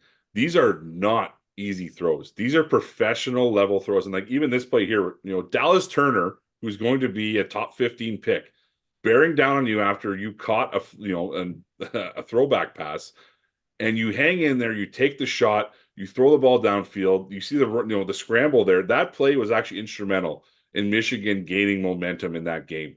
They were down 3rd and 12, I think, on their own 8-yard line, and they were actually losing a lot of momentum to Washington. JJ McCarthy ran for 25 yards and ultimately brought them down that whole length of the field. So, I mean, I love the player. I love the potential he possesses. And again, we just talked about, you walk into a situation that Minnesota has, you've got everything you need to be successful there. So I think that 1, it's a home run for JJ McCarthy. 2, it's an absolute home run for Minnesota because you still have your 23rd overall pick. Like you didn't even have to move that one to get up to, take your quarterback. So they've got to be laughing in that boardroom right now saying, look, now we can just be, best player available because we already got the person that we wanted, right? So the great thing about where we're seeing these quarterbacks go in this draft is you're saying good fit, good fit. This quarterback class is absolutely stacked. And I mean, we could say what we want about the fit with Atlanta with Michael Penix Jr. Look, Michael Penix Jr. is a great quarterback. and I hope he does extremely well in Atlanta. So, I mean, at the end of the day, I think that all of these players can really make the impact that these teams are looking to have them make. And yeah, I would not be surprised if we've got 4 or 5 of these guys starting by midseason on their respective teams. Yeah, and I mean, one kind of underrated aspect of McCarthy, and kind of ironic that you brought up that play is of where he actually scrambled for a 25-yard gain, is the fact that you look at what he brings to the table, mostly a traditional pocket passer, and O'Connell's offense was kind of designed around what can Kirk Cousins do? Well, I think McCarthy's just a younger version of him. Might not be as accurate. Needs to kind of work on that a little bit there. But it's not like all of a sudden you're bringing in Jaden Daniels, who it's like, all right, what we ran last year, fold that up, throw it out. Like it's no longer working. So they don't need to reinvent the wheel, but you do have that kind of shifty, when needed, can get you that first down with his legs, which at this stage of his career, at least, Cousins couldn't bring to the table. Yeah. Well, and especially coming off the Achilles injury. So, all right, the Jets. Let's see what we're looking at. Jets, Jets. Offensive tackle. There we go. So protecting Aaron Rodgers, never a bad idea. Their offensive line has been kind of a project for better part of what, at least 5 years now. Like even some of their high picks that they did have, big hopes for, haven't quite panned out at the level that they hoped they would. It's Yeah. not been a horrible offensive line, but it's certainly underwhelmed in terms of producing the results that they wanted based on how much draft capital that they've shelled out there. So this helps Rodgers stay upright, barring another freak injury. I mean, no one can predict, what it was it, snap 3 of the season as Achilles blew up.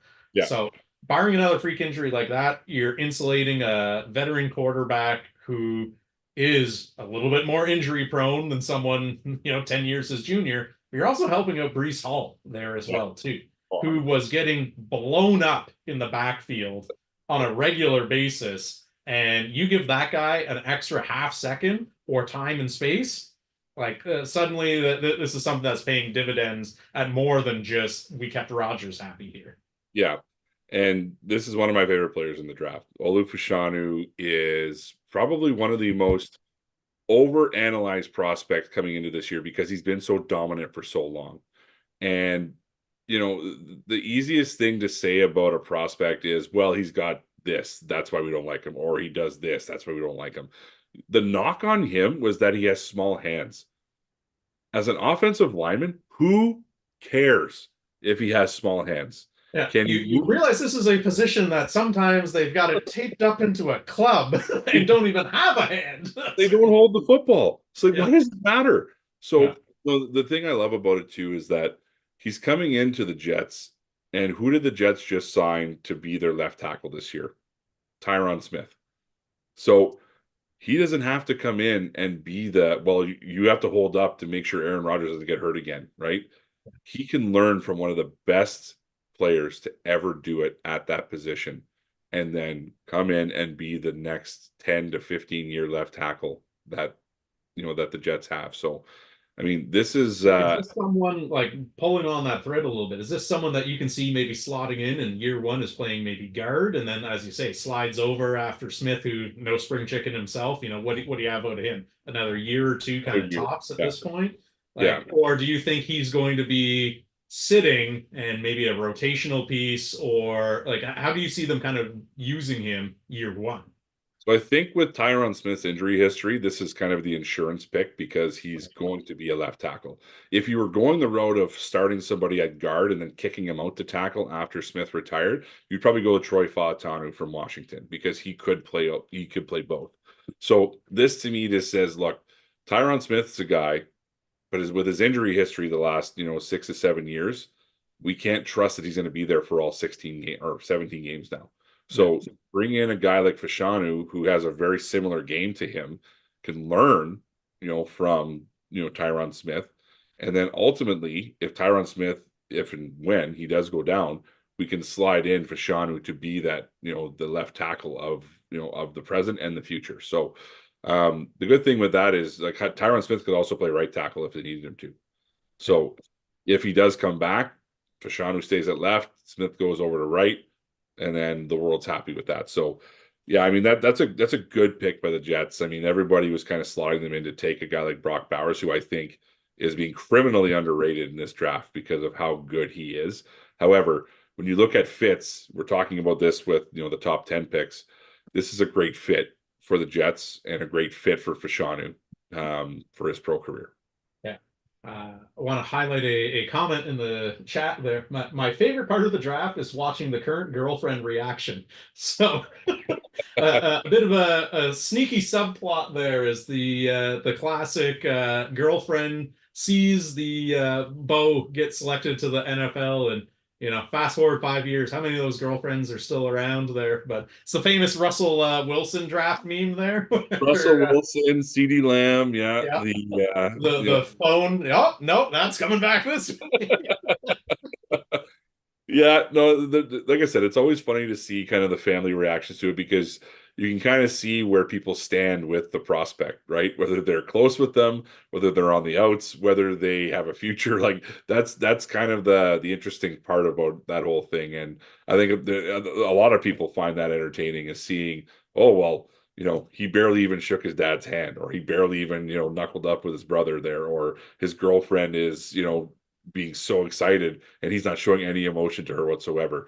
Like, again, and then you look at the draft a couple of years ago, Will Levis. Yeah. His girlfriend's sitting there and she's kind of the talk of it because she looks like she's just bored out of her mind and is pissed off that he's not getting picked. And then all of a sudden, a year after the draft, oh, they split up. Right? Like, weird. Who could have ever foreseen that happening? So yeah, I mean that's that's part of the fun of the prospects live at the draft, because when they're at home, they're in their comfort zone. You see them be a little bit more, all right, you're coming over to watch it. It's usually going to be family and friends. The reason why I don't go to the draft in New York. Whereas when you're in New York, it's like, yeah, whatever. I'll just bring my entourage with me and just kind of have a good time and go on a little mini vacation while we're also going to be making, the potential millions of dollars they're going to be making in the future, right? So interesting. And then, Interesting. yeah, I was going to say, and then following that up there in the chat, now that the Broncos are on the clock, Papa Skinner's team, he is eagerly awaiting how they screw this pick up here. So do you think, given how everything's played out, right? Penix, who was kind of linked to them, McCarthy's gone, the top three quarterbacks are gone. Quarterbacks their big need. Like, are we seeing Bo Nix get picked here? Like, are people getting that crazy as far as guys who were kind of in that 28 to early second round draft grades? It's just we're grabbing them because it's a position of need, or do they do the smart thing and realize, you know what? Is there a huge drop off between Nix and kind of that next guy? Yeah. Potatoes. Where do you see the Mile High Club going with this selection? I hope it's Dallas Turner. Von Miller 2.0 right there. Exactly. So nope, it's Bo Nix. So there you go. All right, so the Denver Broncos and the Atlanta Falcons are so far our big reachers of the night. So so what I'll say about this is that what Bo Nix kind of lacks in arm strength, he makes up for with experience and poise. Like he's a very poised quarterback. Well, I would hope so. Isn't he the oldest quarterback in the draft? Yeah, so he's going to be 25 this upcoming season. So I mean, he's not he's not one of those quarterbacks with a very high ceiling. I think he's going to come in and give you what Sean Payton's looking for in a quarterback, right? And that's why I kind of had the link with Penix to Denver, because of the Drew Brees comparison, right? Yeah. But when you look at Nix, he does kind of possess some of those same traits that that Drew Brees did possess. Doesn't have the big arm, but he reads the defense very well. Does he have a lot of those traits that you look for in these special quarterbacks that can take a team to the next step? No. He has a lot of Kenny Pickett to him, which, as you know, my reaction when Pittsburgh took Kenny Pickett, a couple of years ago was not favorable. But I mean, you look at the quarterback room that Denver's rolling out with right now before this next pick. you had to go with a quarterback. Like you cannot go into an off season, you cannot go into a training camp knowing that your number one option is potentially going to be Zach Wilson, right? So you knew they were going to pick a quarterback. In the back of my mind, like that's what I'm telling myself. They're picking somebody early, whether it's going to be now or later. But yeah, I mean, this is something where it's like if you have to reach this far to get a quarterback that was rated in some people's eyes in like the third round, I mean, there's a lot of pressure to put on him. And as we've seen with older quarterbacks, they don't necessarily have the maturity or skill set to come in to the NFL and play right away because they've been isolated, playing this run and gun shoot style in college. And ain't going to be like that for Sean Payton, I'll tell you that. So, I mean, again, I'm happy for him. I hope that he succeeds, but I mean, you lost Jerry Jeudy already. Who knows if Cortland Sutton's on his way out. So let's see what Sean Payton's got in mind. And hopefully it's making sure that Mr. Nix is protected and brought along properly. Well, we got to get Bo a girlfriend named Stevie just for the unintended jokes alone there. But it's not too often you get a rookie quarterback who, when his second contract rolls around, will be 30 years old at the NFL level. It's very much feels like a kind of that stopgap as far as Sean Payton, I think, is maybe a little bit too proud to go out there and lay an absolute egg and go 2-15 or whatever with Zach Wilson as his number one quarterback. But you look at how much the Walmart heirs paid to A, get Payton there, B, to get their, franchise in the first place, and C, kind of the expectations of even if they were to have gotten Caleb Williams, is this team really ready to compete with the Kansas Cities, even within their own division? Probably not. So Sean Payton is kind of looking at this as he's got some time to build this team how he wants. But with that same thought process, that's why it's a little bit shocking that you go quarterback here, right? Like if you're a comfortable coach that knows I've got job security, I don't need to win minimum 8 games to keep my job for 2025 here. Why not fill a position of need? Why not go out there and get a Jared Verse or someone who's going to go out there and actually be a bit of a pass rush on that front there. And And it's strange to go with Knicks, but to your point, was also kind of predictable as well too.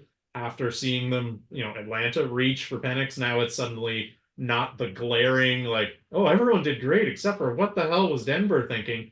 Because the talk tomorrow is just going to be what the hell are the Falcons doing? yeah, and to that point, the Raiders pick just got announced, and Brock Bowers, the tight end out of Georgia, a year after they spent a second round pick on Michael Mayer from Notre Dame. So this is an interesting one. This goes to show me that they look at Brock Bowers as the aforementioned pass catcher. They don't label him as a tight end. So, I mean, I think this is a sneaky move by the Raiders because obviously Davante Adams is not going to play there for the rest of time. He's got a finite amount of snaps left in his body. Hunter Renfrow, where's he been? Right, he fell off a cliff last year, and no one knows where he went. And they've got some middling receivers as their second, third, fourth options. Right now, you can really kind of diversify your offense with a tight end who can run in the 4-5 range, can line up in the slot, did line up in the slot quite a bit for Georgia. And if you want to see yards after catch, watch the Georgia offense, because between Brock Bowers and Ladd McConkey, you probably got 80% of their yards that were after they caught the ball. Yeah.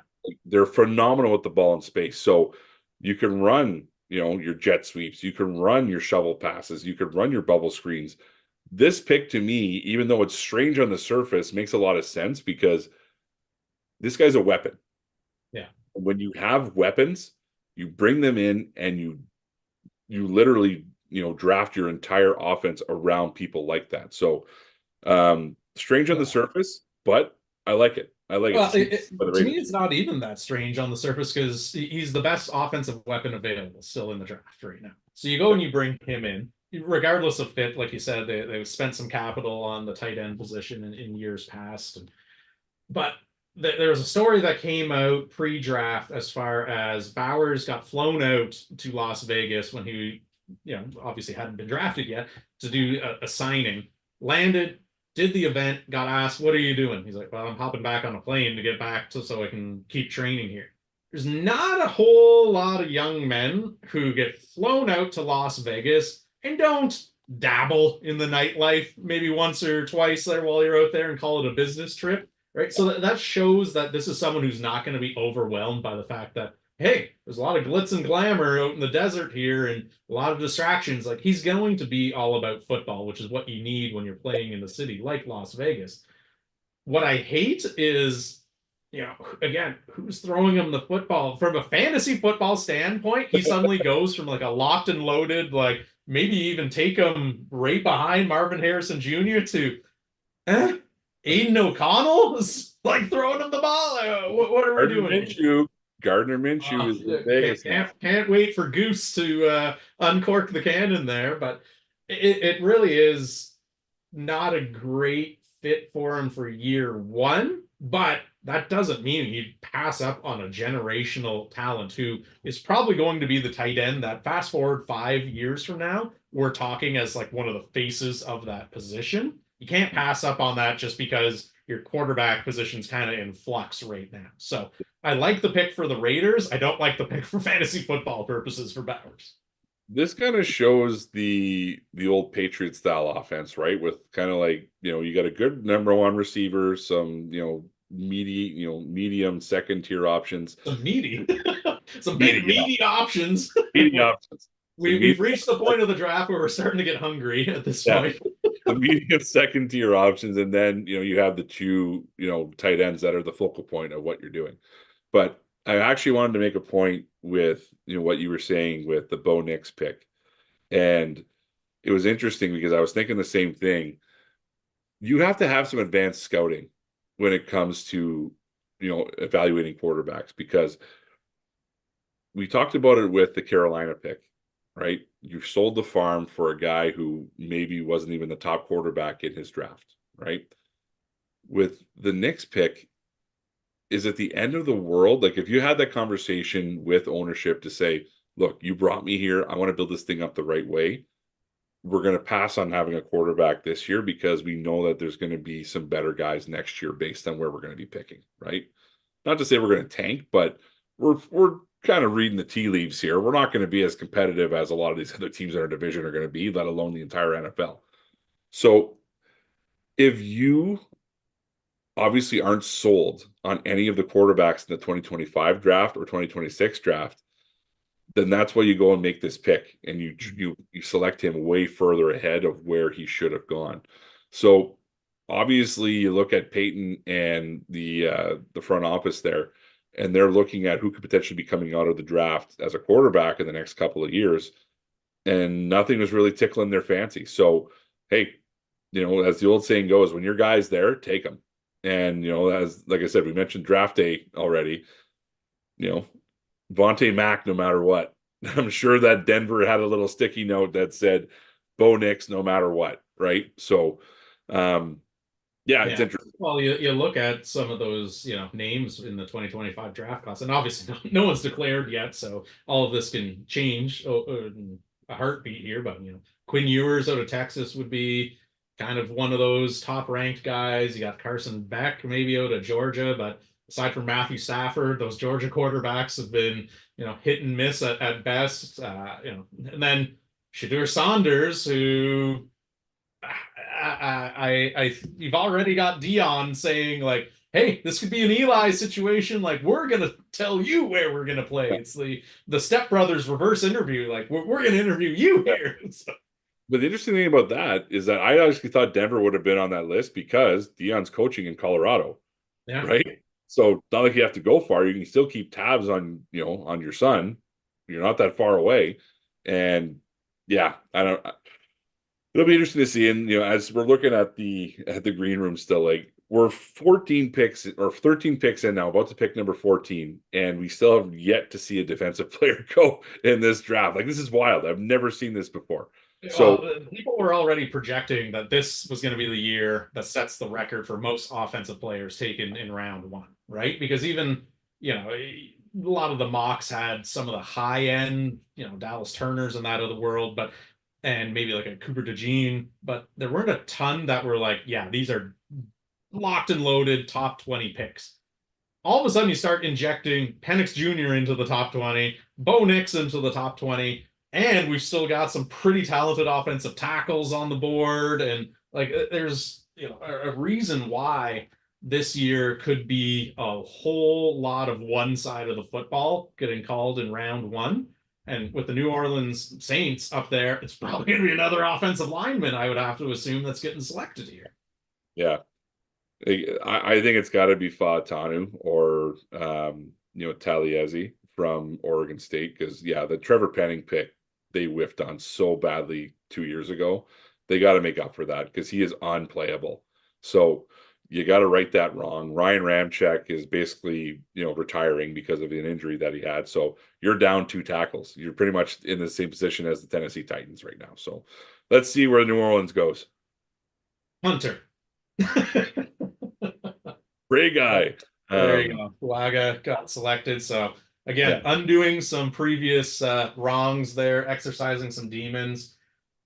Again, the Saints are one of those teams who I think they've got a whole laundry list of options in front of them. Could I see them being frisky for the division title right down to the end? Yes. Could I see them finishing last in the division? Well, no, because Carolina is that bad, so maybe just ahead of them. But to the other three contenders, probably there as well too, right? Like I think they're very much a franchise that at this point just stockpile talent because you are not a Super Bowl contender by any stretch of the imagination in 2024. So I like the pick because, like you just said, when you're that thin in the trenches up front, you cannot wait till rounds 2, 3, 4, 5 to start addressing this. Like, get a blue chip prospect in there and then forget about that position for the next 8 to 10 years. Yeah. So I think that's what they tried to do when they got cute with that pick not that long ago. But this is now someone whose skill set I think is a little bit more NFL ready and can step into training camp, with confidence, knowing that like I'm the guy at this position and like let's hit the ground running here. Yeah, and I mean you're looking at the highlights that they just showed of him at left tackle. He's actually a better right tackle. So he's got a lot of scheme versatility where you can either play him at left or right, which is a very rare thing in pro football these days. So I again didn't watch a lot of them being in the Pac-12, but seeing where he ended up, watching a little bit of him after the season was done, his feet are really good. And that's exactly what you want out of an offensive lineman. You can teach handwork. You can teach, schemes. You can't teach footwork if they don't have it. I've tried, the best offensive line coaches have tried. They can say it. It's impossible. If a guy has feet, you can work with him. If he doesn't, you can't. Bottom line. And that's why Trevor Penning, and I called it 2 years ago. I said, someone's going to fall in love with him and take him high. They shouldn't. He's a 3rd or 4th round pick at best in my book. But you got to roll the dice sometimes. And, some people are just arrogant and think I can coach him up. I can get the best out of him. I see greatness in this. And, that's why, the NFL stands for not for long, because whether you're a player or coach, GM, if you don't make the right decisions and you're not, performing at the top of your game, you're gone. So I really like Fuaga.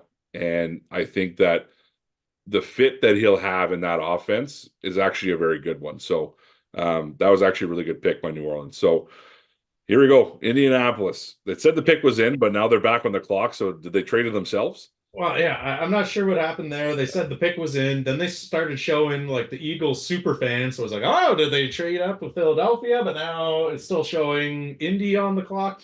I mean, here's a team that I was a little bit surprised didn't make that move to trade up and get Bowers, because so many people and insiders and rumblings had him kind of linked to there. Oh, weird, they got it wrong. Ruined my mock draft. Thanks, Indianapolis. Yeah. But this is a team that had needs beyond tight end, right? Yep. I think corner is a huge need for this team, The litter. and they've got their pick of the litter. So, with that in mind, do they stay kind of that Midwest guy in Iowa and Cooper is the guy that they're eyeballing here? Or do you think the fact that, you know, not a single defensive player has been taken yet, they go, you know what? Maybe we end up looking at defensive line or an edge rusher or something like that. Do they get cute or do they stick with kind of the presumed need for a defensive back here? I think you have to stick with your board. And I mean, it depends on who they have ranked as their top guy right now, because at the end of the day, there's been a few, things that have happened that have put more players in your lap that you never expected to be there. So I think this is a good scenario to be in, because now you can say, all right, well, Dallas Turner was actually the number 6, 7 player on our board, and we were here at number 15. He's still there. So do you bypass one of these corners for a guy like that? Or hey, if you've got a guy who's playing corner or safety or whatever it is, who's ranked close by, who's maybe number 10, 11, 12, well, you got to pull the trigger on that guy, because he fits more of a need than a Dallas Turner will.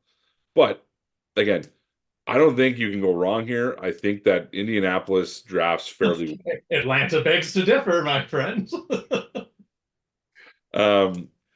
So yeah, at the end of the day, like I said, I think you can go a multitude of ways here.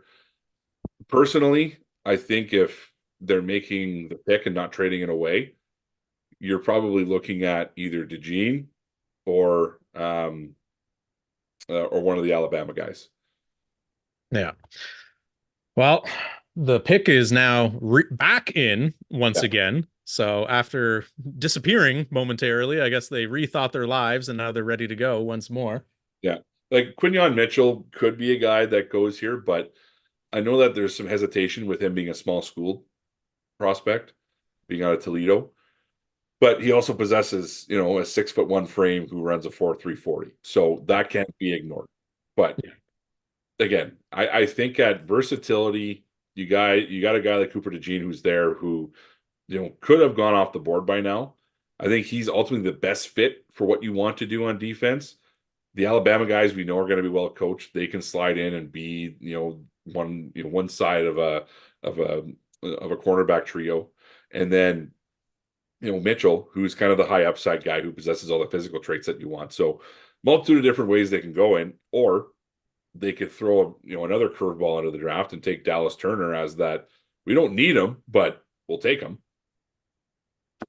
Yeah, it's a nice luxury to have when someone who is a consensus, like talent-wise, top 10 pick is still there at number 15, and you didn't need to move up with via trade to go out there and get him. Comes from a blue chip program, high draft pedigree out of Alabama.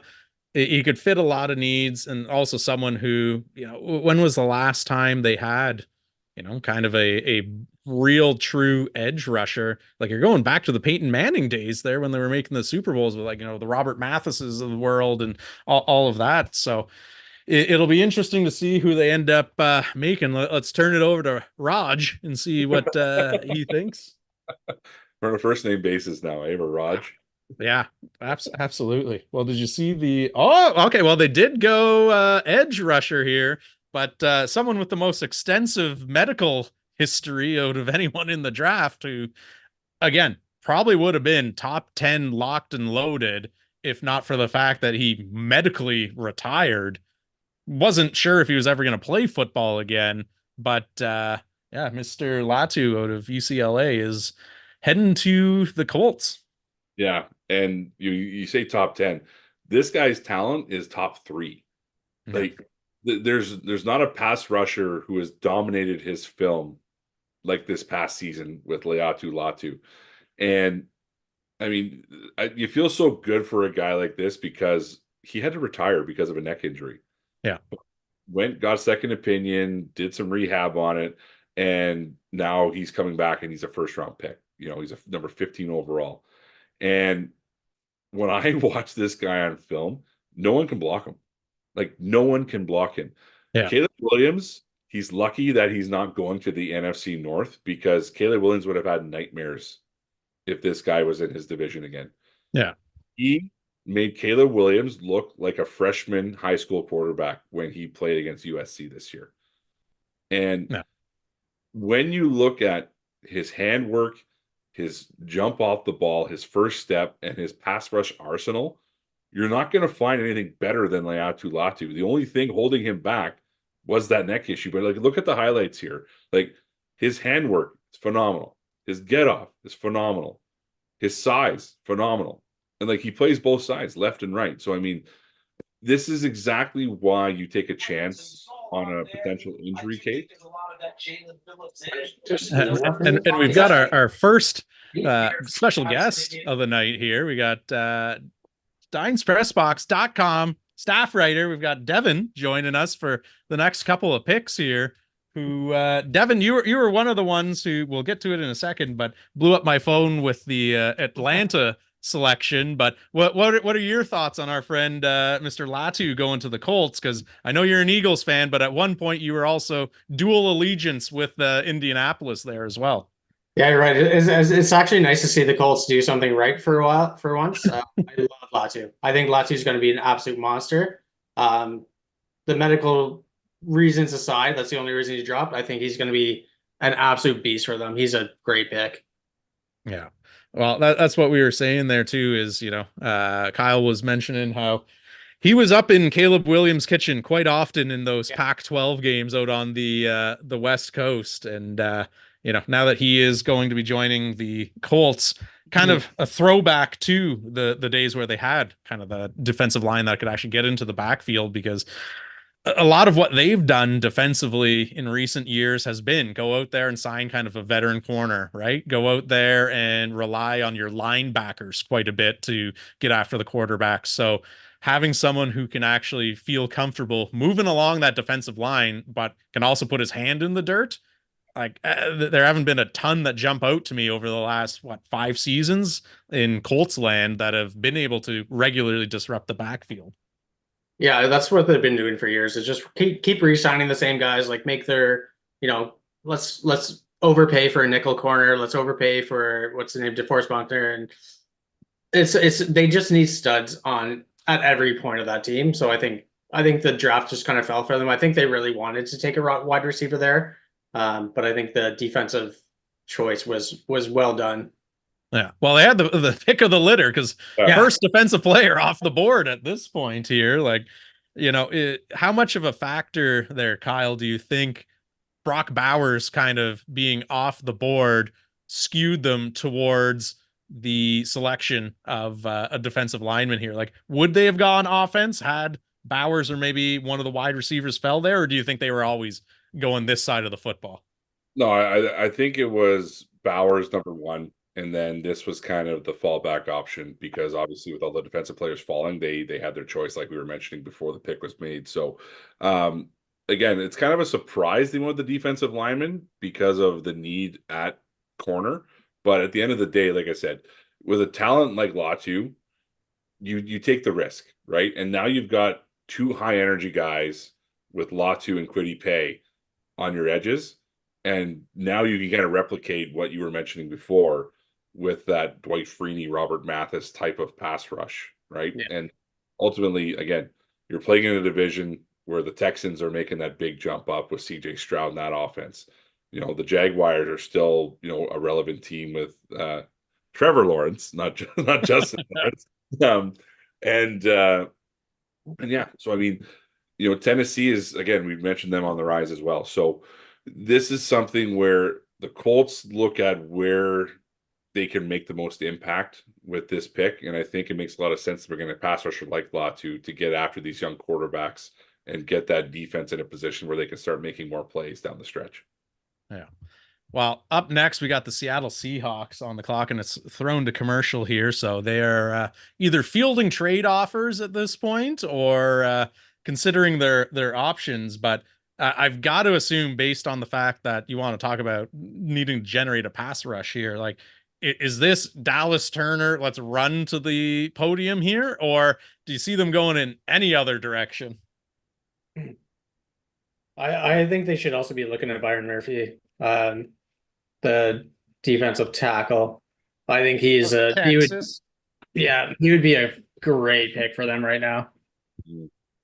Yeah, and he's kind of one of those players though where I think he sticks out a little bit more because of the lack of depth of the defensive tackle pool. Yeah.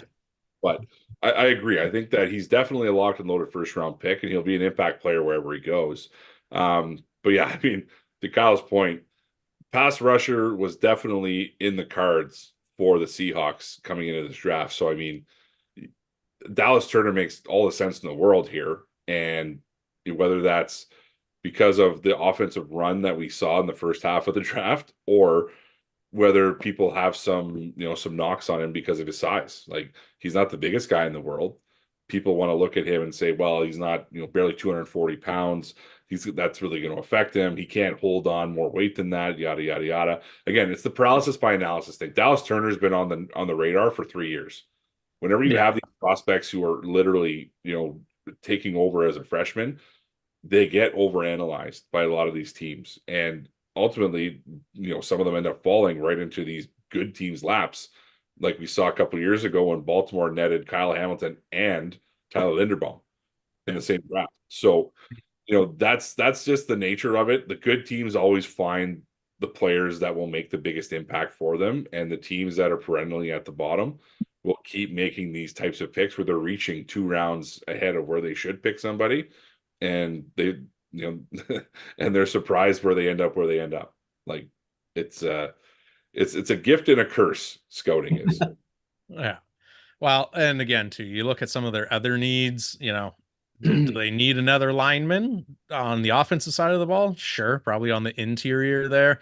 Could they have used a tight end? Like if Brock Bowers was still there? Absolutely. But based on who is still there, and I think this is a huge misconception that a lot of people have, right? They assume, well, there's 32 picks in the first round. That must mean there's 32 players who have first round grades. And that is the furthest thing from the truth here, right? Like there might only be 20 players with first round grades out of those 32 slots that are available. So I think we're starting to now approach the point of the draft where, depending on how you've put that board together, right, you might only have 3 or 4 names left that you kind of were really sold on being, hey, if he's there, we're taking him. If not, we're going to look to maybe trade down and recoup some assets here. So they've got the luxury that most of their needs were on the defensive side of the football, and we've had 1 player selected. So I don't see them having any issue going up there and making that pick. But a lot of the defensive players, once you get beyond, Turner and Jared Verse and Murphy, it's defensive backs, which they don't particularly need. So unless they aren't sold for whatever reason on one of those 3 guys there, and the pick is in, so they haven't traded it, I would be shocked if it was anyone other than someone that we've kind of already just dissected there. Yeah. I mean, look, the first 10 picks went pretty much as expected, other than 1. So the rest of the draft has pretty much been okay, it's a domino effect, right? So Yeah. who knows? This could be one where we assume that it's going to be what it is, what we're talking about. But yeah, they could take a corner, because why? Why not have 6 corners on your roster? I mean, the corners that are left are just so skilled, especially the top 2, like Arnold and Mitchell, that I just absolutely want the Eagles trade up. But if you're looking at how the draft lines up coming up, it's going to be a slew of defensive players coming right now. Mm-hmm. Yeah.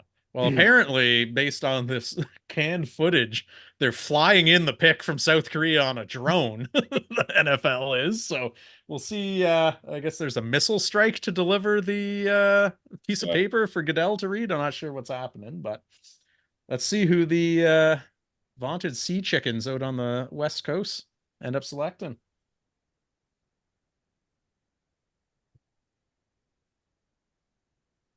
Just like I said. Oh, look at that. Oh, we bring him in from the top ropes, the prognosticator. There you go. All right. Well, absolutely beast on the interior defensive line. I really love Byron Murphy. I thought he would be the first defense player off the board. That's it for me. Good night, everybody. Yeah. All right. I was here for a good time, not for a long time. Made my pick. See you later. You know who reads DineSpressBox.com? Everyone in the Seattle Seahawks front office. That's for sure. Yeah, big fan of that pick. I really like that for them. Yeah. Well, think it does, address that need where you look at Seattle. Were they great against the run last year? Not particularly. And that's a big body in the middle there who can, you never want to throw comparisons like, oh, he's Aaron Donald, but it's very much the sense that he can command double teams. We have right? a trade. Oh, and Minnesota's back. Minnesota, who what were they originally there with that previous pick? 21? 23. 23. All right. So they move up to With 17. Jacksonville. Well, I mean, Jacksonville, I think every single mock that I had seen, regardless of whether it's ESPN, whether it's CBS, everyone had them picking a corner. And I think, they kind of look at it and they're like, huh, not a single corner's been taken. And we might like, Quinion Mitchell. We might like Cooper DeJean. We might like Arnold. We might like any one of them. So they probably figure, yeah, let's get some additional assets here because we will be getting probably a day one starter at defensive back just by moving back a couple of picks here, just by virtue of how many DBs are still on the board. Yeah. And, going back to, the Byron Murphy pick there, I mean, you saw some of the highlights that they're showing. And, the thing that really separated him from all the rest of the defensive tackles in this class was his ability to anchor and really play the run as well as get after the quarterback, which you see a lot of guys who are specialized, like his teammate T'Vondre Sweat, elite run stopper, right? 350-pound plug in the middle of a defense, but he's not going to get many pressures on the quarterback. You look at some of these other guys, they're a little bit smaller, right? 290-pound D tackles.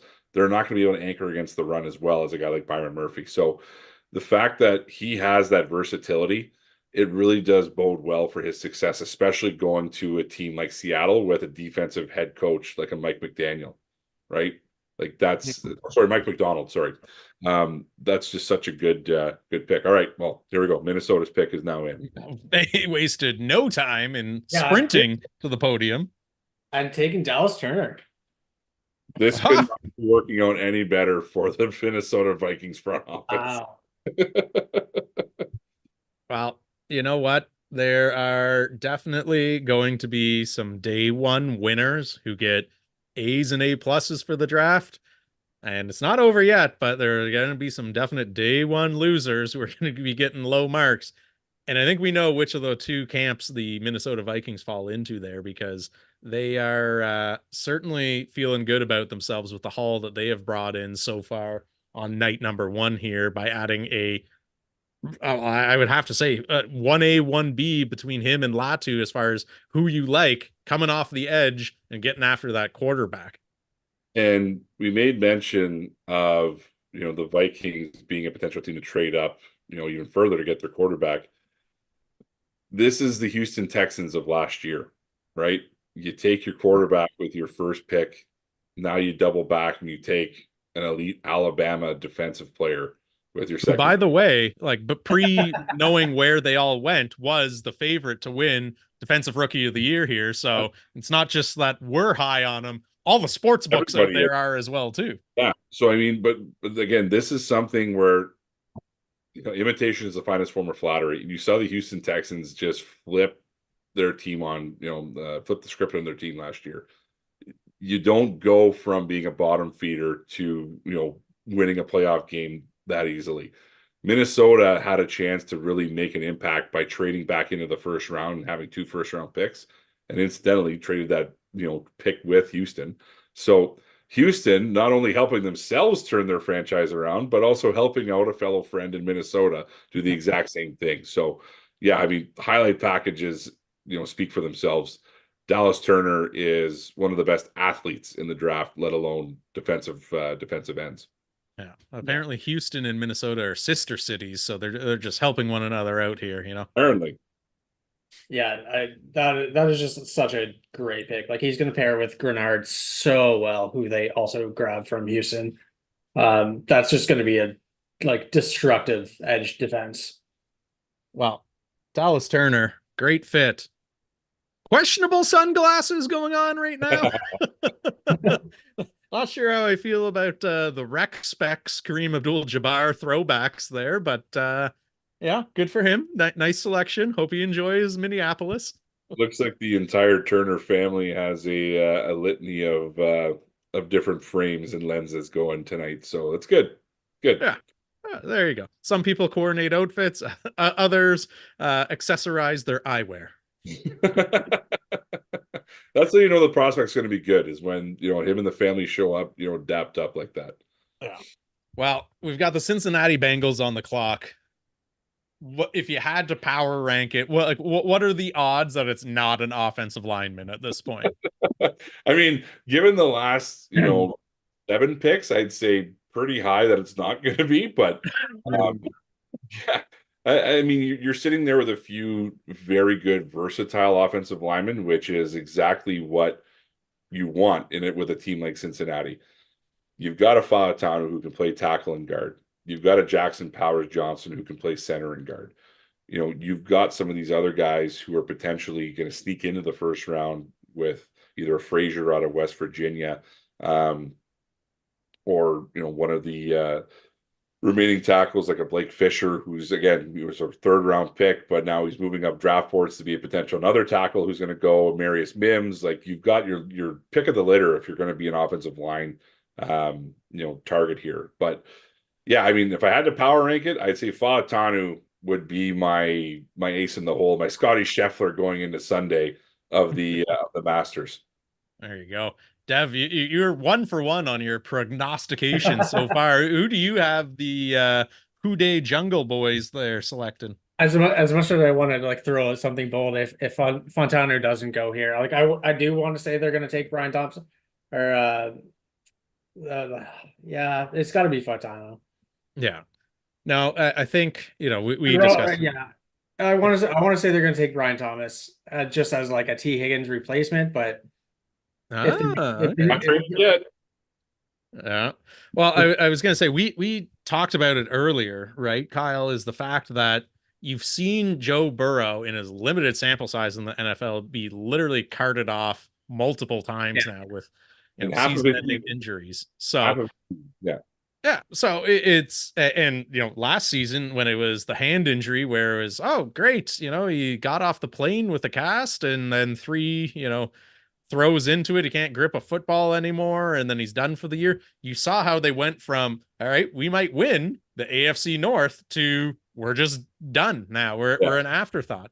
And that's no kind of slight against, Browning, who stepped in there and did pretty well down the stretch. But it shows you how important Joe Burrow is to that franchise. And if you can't keep him upright and healthy, guess what? You're going to be one of those teams 2 or 3 years from now picking in the top 5 to replace him with a top overall quarterback because you didn't put the things in place in front of him to keep him healthy. And we broke that down in pretty big detail a few years back where it was like, do you go with Sewell? Do you go with Jamar Chase? You went with Chase, and that's fine. It's worked out great. No one is debating that. He's an all-pro. He's a pro bowler here. But at the same time, too, we've also seen the fact that you haven't replaced, that potential of a Penei Sewell on that offensive line with any of your picks, any of your signings, any of your trades, anything. So I think this is the spot that you got to do it. Do you think Detroit regrets taking Penei Sewell and getting based on how much money they just handed him out this week? I don't think so. And paycheck does not. And taking Amon-Ra St. Brown later in the draft and hoping that he can develop into a number 1 receiver. Like, you see it time and time and time again. Quarterbacks who get picked early are going to subpar teams. Bottom line. If you do not surround that player with talent on the offensive line. It does not matter who he has a receiver, right? I mean, there's the old, meme of, the stick figures, and it's, Joe Burrow throwing the ball at Jamar Chase, and there's two people on top of the Joe Burrow stick figure, and the ball sitting on the ground. Jamar Chase is waving at him, open down the field, and it's Joe Burrow throwing to anybody else with Penei Sewell blocking for him, and it's a completed pass. So yeah, this is a scenario where I think if Cincinnati hasn't figured it out by now, Joe Burrow is instrumental to their success. Yes, Jamar Chase is an otherworldly receiver. No one's debating that fact. However, when you made that pick, you also had the aforementioned T. Higgins. You had Tyler Boyd. It's not like they're slouches. They're pretty damn good too. Imagine how much better it would be if Joe Burrow was upright throwing them the football, as opposed to Jake Browning throwing the ball at Jamar Chase, right? So let's see. But again, as a Steeler fan, I love the fact that they don't insulate him with offensive line. I love it. So TJ Watt loves that fact as well too, that he gets to play them twice a year. Everybody in that division loves it. Yeah. So pick is in right now. Let's see if let's throw one more wrinkle out, seeing as they're apparently panning to a jazz band on stage for some reason right now. But picking up on the thread Devin brought up there, what if they were to go out there, Brian Thomas Jr., and then all of a sudden you flip T. Higgins? Because we've seen a few trades, but they've been on the smaller scale side. We've got people like Higgins who wants out. We got people like Ayuk who, depending on which side of the story you kind of believe, is trying to force his way out of town as well too. Like, there hasn't been that earth-shattering, oh my god, trade that's happened yet tonight. And they just made the pick there, so we're going Amarius Mims. So again, they're going big. They get a big boy. Yeah. So they've decided to fill that hole with the largest human being that they possibly could. So, And I mean, it's fitting though, because their 6'8", current 340. Woo! their current left tackle is Orlando Brown Jr. Yeah. Their current right tackle is Trent Brown, who they just signed away from New England. Both men are actually larger than Amarius Mims. So they're they've got a body type that they like to bring. Yeah. It's well, you know what? We can, I guess, no longer harp on the you should have listened to us at this point, because hey, they went out, and you can kind of nitpick, like, was he the right tackle that they could have selected? At the end of the day, at least this is a concentrated effort to address a glaring need along that offensive line here. I think it's not a sexy pick. I don't think there's a whole lot of Bengals fans who are going to go out and paint the town red tonight because they got Mims, but it's very much like when the Eagles selected Lane Johnson. I knew it was a need. I wasn't, ready to celebrate about it. It's an unsexy pick, but it's usually those unsexy picks that end up staying there for nearly 15 years and helping you on multiple deep playoff runs and plug a massive hole along that line. Yeah, Mims's biggest flaws is that he's very raw. He needs to learn a lot more, like, of the definition of the game, and he's going to the perfect place to do it. He will sit there and learn under two expert pros, and he will become an absolute great tackle. I think that's a fantastic pick. A very, very, very good pick. Yeah. And you mentioned the raw factor that Mims brings to the table. I mean, Mims's floor is literally here. His ceiling is all the way up. So yeah. That was an excellent frame job too there, as far as where you fit into the simulcast. So. Yeah, exactly. So the thing that I really like about a guy like Amarius Mims is that he possesses the things that you want in an offensive line. We talked about when the Saints missed on Trevor Penning a couple of years ago. He didn't have the feet to compete, right? Whereas Mims, he's an athletic big guy. He can become something that we don't see very often in the NFL, which is one of these big 6'8", 6'9", 330-pound dudes, excelling because he can move. Like Joe Alt, we know he's going to do what he's going to do. Mims is kind of that wild card, but he possesses the same type of ceiling that a Joe Alt does. You take chances on guys like that. You have to. And hey, if I'm Cincinnati, I'm pretty happy right now because at least you took a guy at a position that you need. Mhm. And whether you liked him more or less than another player, it doesn't matter. That's the guy that they want. That's the guy they like. Bring him in, coach him up properly, and yeah, let's see where he ends up going because I think he's got a bright future if he can stay away from the injury bug. Yeah. Well, Yeah, Rams totally. are on the. Sorry, go ahead. No, I totally agree. Everything you said, like, yeah, Mims definitely has his flaws, but if you think that's the guy that you can coach up, then go and get your guy. I think you're completely correct. Yeah. Well, Rams are on the clock in the first round for the first time in forever. First time in Sean McVay history. Yeah. Isn't that wild? Yeah. Well, it's a testament to how they've built their team, right? They've realized pretty early on, like, let's just go out there and trade for the guys that are ready to compete now rather than take on projects. But have you guys seen the draft house that the Rams have put together here? It's like a $16 million Malibu Beach mansion place. And B, the viewing party where they actually assembled a turf field on the beach and have something like a couple thousand fans there with concerts and all that going on. Like, say what you will about whatever their on-field product is, no one does the NFL draft better than the Los Angeles Rams. No. And it's funny you mentioned that. I actually was looking at that right before we had logged on here, and I was showing my wife, who's she doesn't care about the NFL or anything that's happening tonight, but I showed her that. I was saying, like, over the course of the weekend, they're actually hosting 2,000 local youth football players. Yeah. And I think that's such a phenomenal thing because I mean, look, you see what's happening in Detroit right now. You see what's happening at these individual cities with their draft parties. This is something that is some of these fans' biggest moment of the year, right? This is exciting for them. So the fact that the Rams did it in such a big way on the beach, you've got the sight lines of sight lines, sitting right there with the blue water, the coast right there.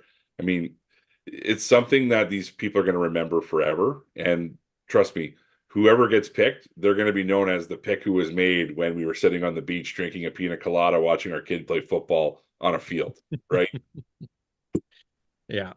Well, again, Rams have been mocked to a ton of people, and some of them have been not even, bona fide great or round one prospects here. Like, is this where we kind of see a wild pick? Like Chop Robinson has been someone who's been mocked to them a lot there, Devin. Like, what are your thoughts on where they kind of go here? Yeah, I was just looking through of who's left, and they invested so much in the offensive line. I don't think they'll go there, even though there's some really good players. But they could take a cornerback and just walk away and be very happy. And they just took Jared Verse. Yeah. I'm not a Jared Verse fan, so I'm just going to step away from that discussion. I don't think he's going to work out in the NFL. Well, again, you look at what did they lose, right? Aaron Donald, future Hall of Famer. Is Jared Verse going to replace him? Absolutely not. But you do need to replace him kind of by committee. So this is at least a rotational piece. Again, where you kind of fall on that spectrum of how sold on him and his NFL futures is up for debate. But it doesn't surprise me that, defensive line was kind of where they ultimately landed with this pick. I look at Jared Verse as being a unique defensive end because you see the highlights of his absolute raw power that he brings to every single rush that he has. He sets the edge better than any defensive end in this class because of that powerful first step and initial hand punch. Now, is that going to succeed in the NFL? If he only possesses that move, absolutely not, because tackles are too smart and too savvy. They'll sit on that all day. If he develops, a little bit of a skill set that diversifies his approach, I think that he can absolutely succeed in the NFL. Now, with the fit with the Rams defense, I think it does make sense because they've predominantly been a finesse rush team outside, of the defensive line. On the interior, obviously, you've got, an all-world player. this kind of resets where they're coming from and kind of gives them that, grit and grind, nails, hammer bringing it to the nail type of mentality, which I think that they were lacking, which again, this is all about scheme fit. It's all about trying to bring a different personality. A guy like Jared Verse kind of brings the persona you want because you lost that with Aaron Donald, right? I think that's why they went with a guy like that instead of maybe one of the finesse rushers like a Chop Robinson. Yeah, no, it's again the highlights that you're seeing here, and I think most of them actually came from that one game against the Florida Gators because he was just so unbelievably disruptive in it. But the one that always gets brought up, and I think it might have even been the first one that they showed there, was literally him blowing up the blocker like 8 yards into the backfield and not even tackling the quarterback, but using the blocker as a weapon to bring down the Gators QB. So his raw power is definitely there, but this is definitely a guy who can get there eventually.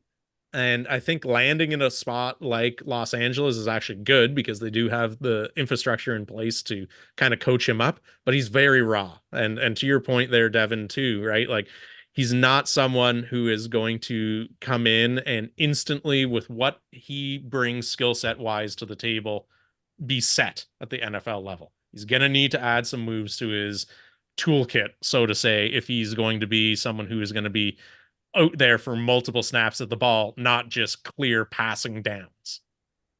Yeah, I think he's also a little bit older as a prospect too. So kind of like how much more development can you get out of this guy who's, I think he's going to be 24 by the time the season starts, if I'm not mistaken. Yeah. But I mean, he's twitchy, he's got the power, but it's just like he doesn't have the footwork. He needs a secondary move. He's going to a great team, a great organization, so he can develop out of there, but I'm just not his biggest fan. The thing that you can say about these 1-year guys who go up and play, FBS football is, he started at Albany, transferred to Florida State. He was actually better at Florida State against Div 1A talent, right?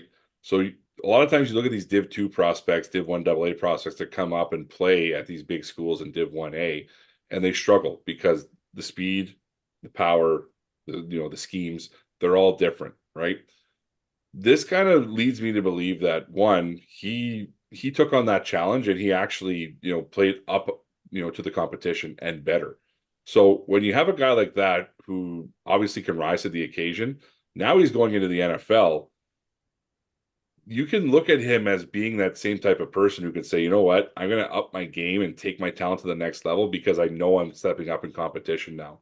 So he's not going to shy away from it. So look, the guy shows that he can work. You just saw the highlight of him, eating, his way into being a defensive end.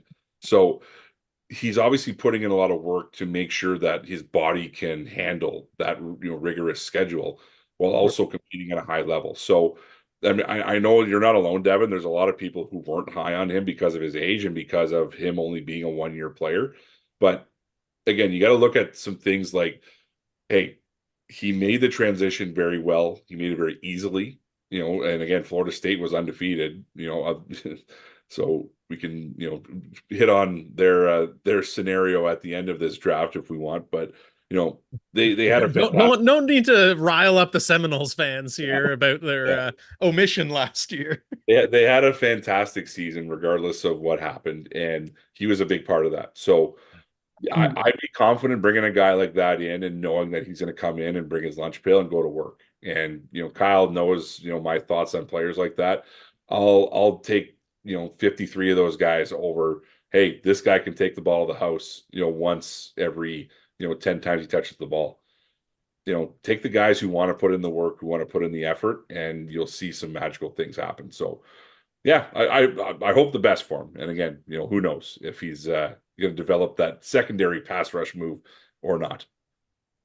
Now that the pick is in, I was going to say, I think it's time for your second hat swap of the night there, where we were talking off air. He put it on at a weird angle, and I think the brim was flipped up, and I thought you were just coming up. Yeah, there you go. Thought you were just coming on with a straw hat, and I was like, I don't understand the tie in here, but more power to you if you want to turn this into a Lady Gaga concert with 8 wardrobe changes, all the best. That's me, just trying to get my Lady Gaga scenario going here. But Who are you yeah. hoping for here as a fan? as an as an unbiased observer, no, One of your most biased pick. yeah, the two guys that I would want in this pick are Falatanu or Cooper DeJean. But there's a ton of guys who I really like who could actually fit positions of need. And you're bringing out one of the best Steelers to ever wear the jersey to make the selection. So it's going to be a good one. Cam Hayward, rocking the suit, just looking like a Steeler legend that he is. I think it's Eagles midnight green. As tall as I am.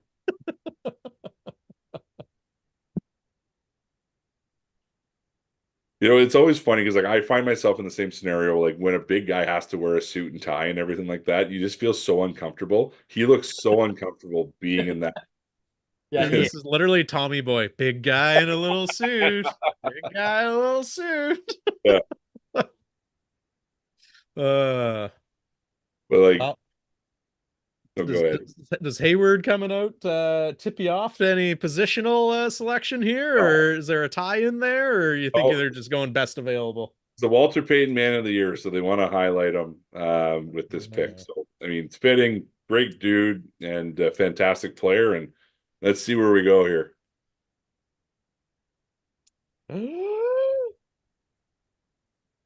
Oh, they prematured with the graphic. They just pulled up Steelers selection. I didn't anticipate Hayward milking this for every second it's worth. It's like, if you're gonna make me put on a suit, I'm gonna fucking talk. Yeah. And that's the first F-bomb of the night. Oh, Devin comes in for, he's like, yeah, I'll come in for like 5 picks there. Drops our first F-bomb of the night. All of a sudden, unbelievable. The ratings commissions will be all over us here. It's like when Janet Jackson performed at the halftime Super Bowl. We're gonna get a bunch of angry moms. Oh, there it is, Troy Fautanu. There you go. Love it. Pick. You sure you don't want to change that for Kenny Pickett again? You were so thrilled when that happened. Do you remember my face when that happened? Oh, I do. It's my screensaver. The thing I love, the thing I love the most about this pick is not only is this guy a phenomenal player, but one, the Steelers have had phenomenal luck with Pac-12 players named Troy, and 2, they have had phenomenal luck with Samoans. So they kind of got both of the the boxes checked on that one. But honestly, my favorite lineman in the draft to watch his highlights, because watch his feet when they show this package. He can play guard, he can play tackle. He's only 6'3", but he has longer arms than Joe Alt, who's almost 6'9". He's a freak. So, I love, and like, he's physical, he's got great hands, and Washington obviously did what they did this year because of guys like Troy Fautanu. So couldn't be happier with that selection. I'm extremely pleased with how the Steelers offseason has gone thus far. And this just kind of adds to it. They call him the con artist for a reason. Omar Khan is been doing pretty well the last 2 years of rebuilding his roster. Is that what they call him? They call him the con artist. Yeah. Oh, that's news.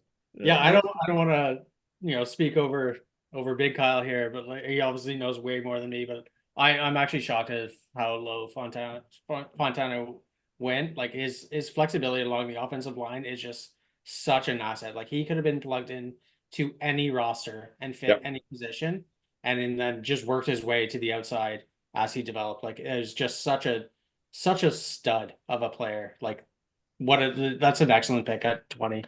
Yeah. And I love the fact too that Hayward's giant speech ate up like 8 minutes of the Miami Dolphins selection clock. So they've got like 2 minutes and change to make their pick. But it again, huge home run pick right there. They've got to be happy with it. Addresses a need. And you look at what the Steelers are probably going to be doing a whole heck of a lot of now that they've got Mr. Arthur Smith in there, who inexplicably, didn't want to air it out to any of his pass catching weapons. Well, guess what? Najee Harris, you're probably seeing a whole lot of touches coming up this season. And now you've got a big blocking body paving that road ahead of you there. Yeah, I mean, you look at last year's first round pick, Broderick Jones. Once he got into the starting lineup, the offense kind of took that next step forward. He made a huge difference, and this is the type of guy who I expect to have the same type of impact. So now you've got your bookend tackles, or potentially slide him in to play center or guard, and you've got him in there for the next 8 to 10 years, along with Broderick Jones. So, yeah, I love what they're doing. I love how they've kind of shifted their mentality of getting back to their old ways. And yeah, it's a great thing that they're getting somebody in like that who's not only a great player, but he's a high character individual too. I think you saw a lot of the Pittsburgh Steeler, ups and downs of having the diva mentalities, and the me first guys like the Deontay Johnsons and whatnot. And getting a guy like Fatanu in there kind of corrects that type of stuff and kind of resets that culture in the locker room. Yeah. Well, Dev, I know when we were texting there, I was like, oh yeah, you can hop on for 5 picks there, but Eagles are up in 2 picks. Can we keep you around for 2 more selections so we can break down whatever Howie does? I'm not sure about the swear limit, depending on that. I might have to log off real quick. We'll see. Yeah. Yeah, Well, we'll see if if Devin's screen goes black all of a sudden, we'll know that he was in disagreement with Howie's choice. But I mean, you look at it right now. You got the Dolphins. Do they really need a corner? There's some arguments to be made there. I don't think it's if you need a corner or not, you're still going to have your pick of the 7 that are still there. I was gonna say though, right? But like, there's very much the mentality of there's kind of a tier 1 of Mitchell and Gene, right? And then there's those that are kind of the 1Bs right behind them, the Arnolds of the world, the Kool-Aid McKinstries, all that.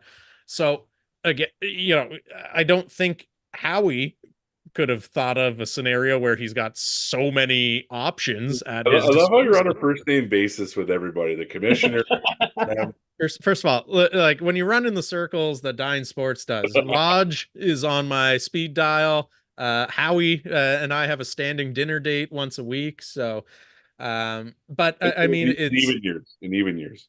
Yeah, only in even years. 2023, 2021, 2019, Howie, we don't even speak, but we make up for that lost time in even years. But I mean, you look at kind of what the Dolphins need, right? It's probably along one of their 2 lines that I think they were probably looking. But given how many tackles are now off the board, do they start looking at some of those secondary needs, or do they still go with one of the big boys up front on either side of the ball here, Kyle? Connor Williams is a free agent still. Connor Williams was their starting center. That's a huge glaring need for a team that wants to run the football as much as they do, especially when you want to have a smart center to run, Mike McDaniel. Don't want those dumb centers. Those dumb centers are liabilities. They're definitely liabilities. Those are Ohio State centers. You don't want those guys. But did you ever consider that Mike McDonald just wants to go really, really, really, really fast? Well, yeah, and that's definitely his pick. Yeah, that's definitely in the card. So Xavier Worthy could be a pick. Could you imagine? However, he might. I in my mock draft I made the comparison of the Miami Dolphins are the equivalent of a 100-meter relay team. They need to start getting some power lifters in to kind of diversify their Olympic offering there. So I think a guy like go fast. Yeah, like a Jackson Powers Johnson makes a lot of sense with what they're what they have already and what they probably will want to do. But would I be surprised if they take another track star here? Absolutely not. And whether that's a big receiver like a Brian Thomas, or whether that's someone like a Xavier Worthy or Adonai Mitchell, ran a 4.37, at 6'2". True. Couple different ways that can happen here, but yeah, we'll see where the team down in Miami is looking to maximize their selection here. Yeah.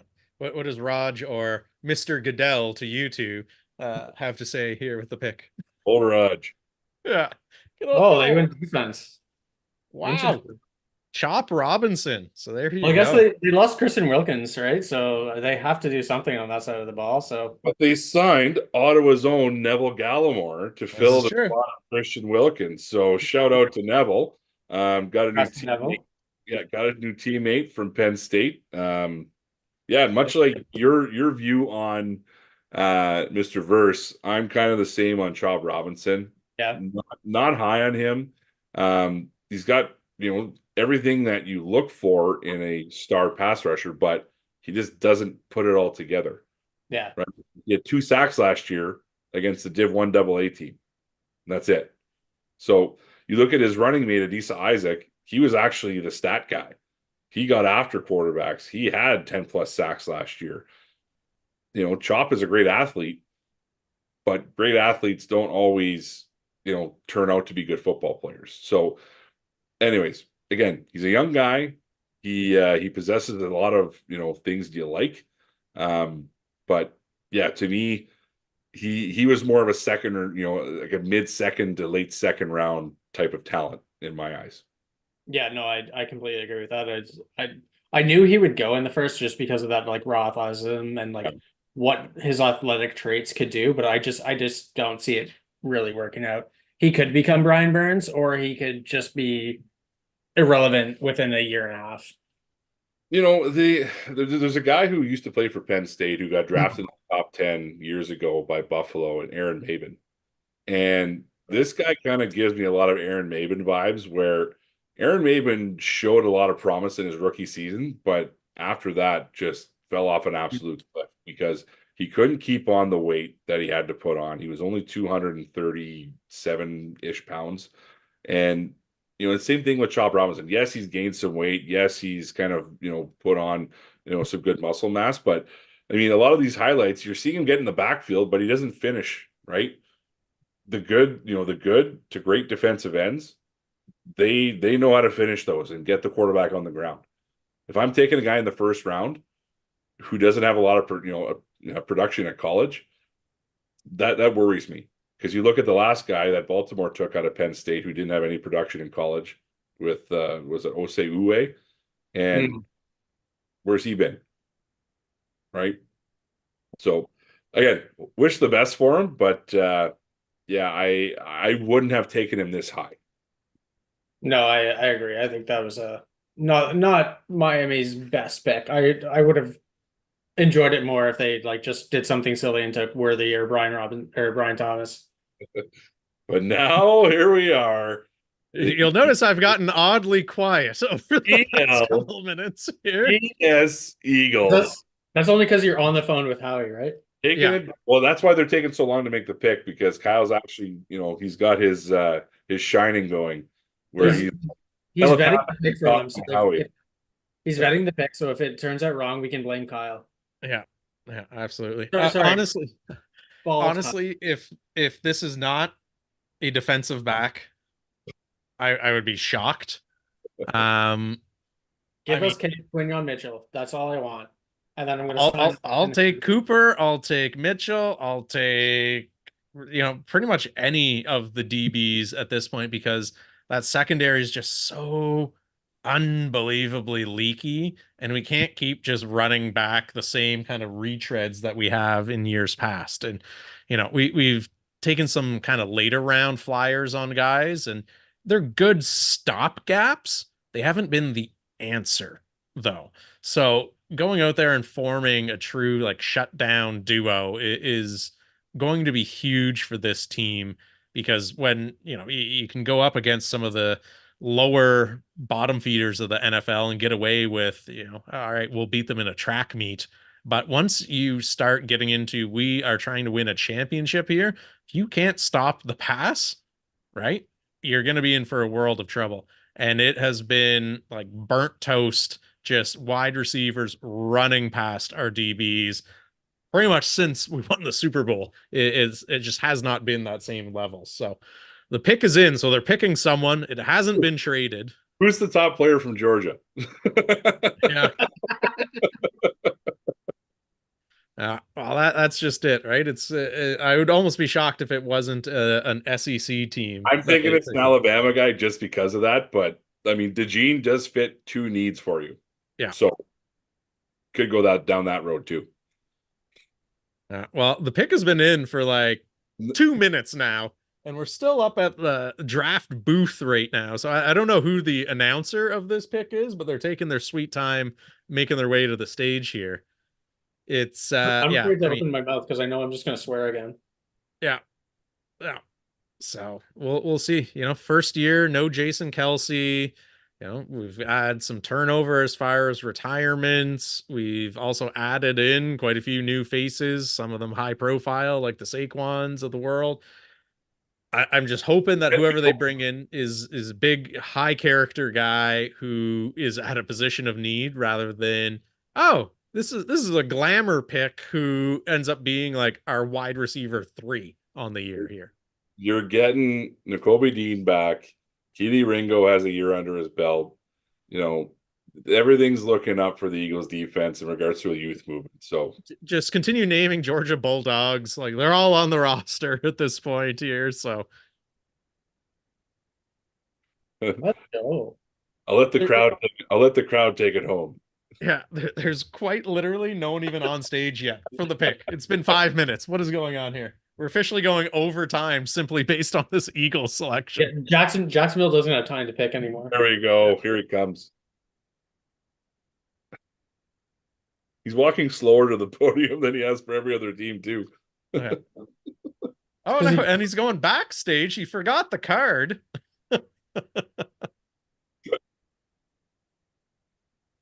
It's because they're announcing the overseas game.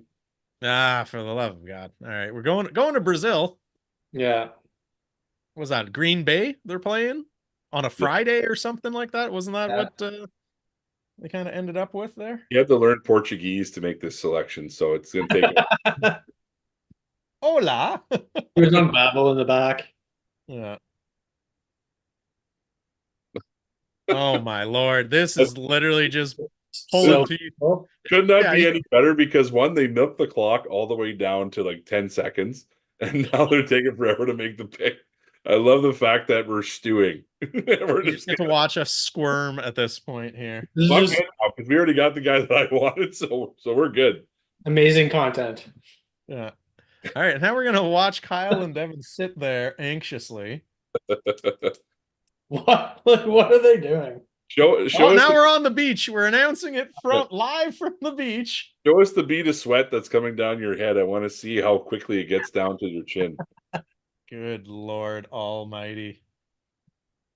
Jordan Mailata, the new richest man in the world. Yes, let's go.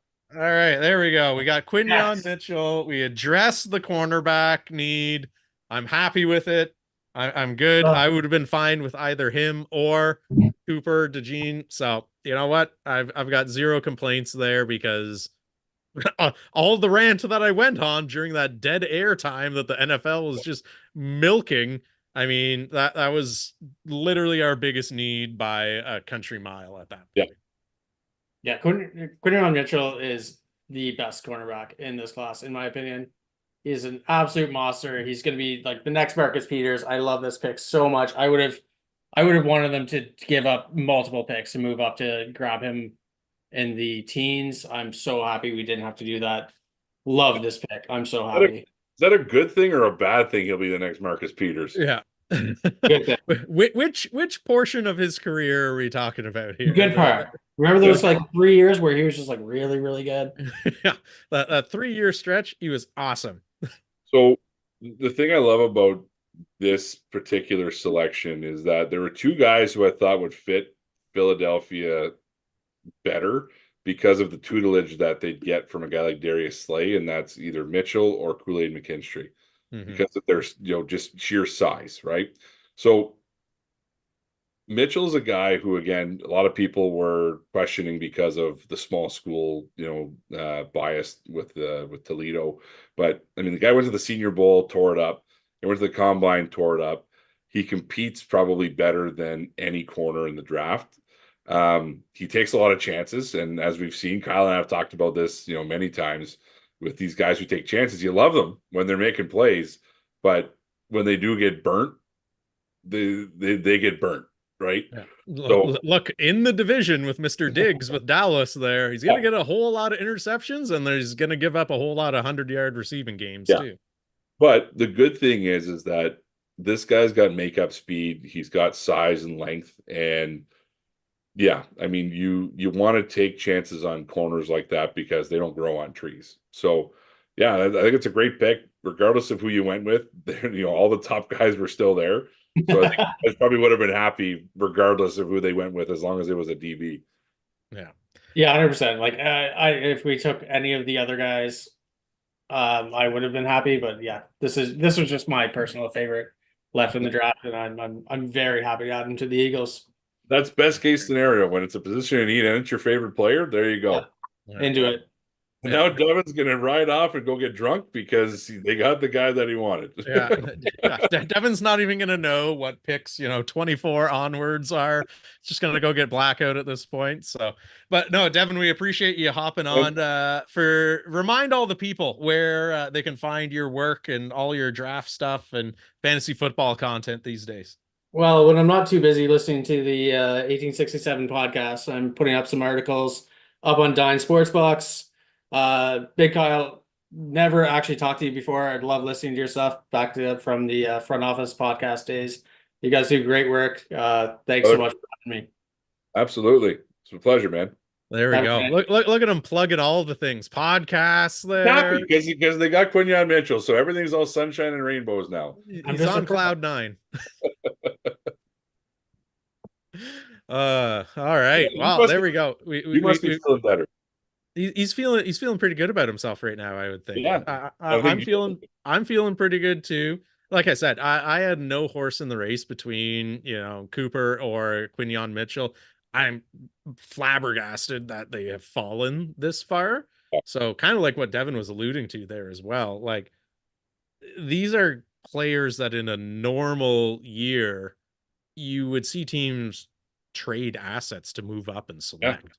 So if you're just sitting there and not having to give up anything and still having like, all right, guys, this isn't how we planned it would go. We didn't think all of them would be available, but now that every DB is available, who do we like the best and why? So, I think that's very much the reason why they probably took a little bit longer with that pick. Brazil announcements and, being on a beach notwithstanding, was the fact that it was, all right, well, we've got our draft board set.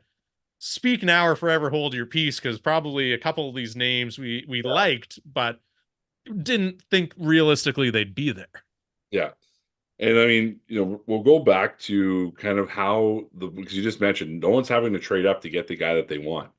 So we're looking at all the picks that have been made so far. We've got 22 picks.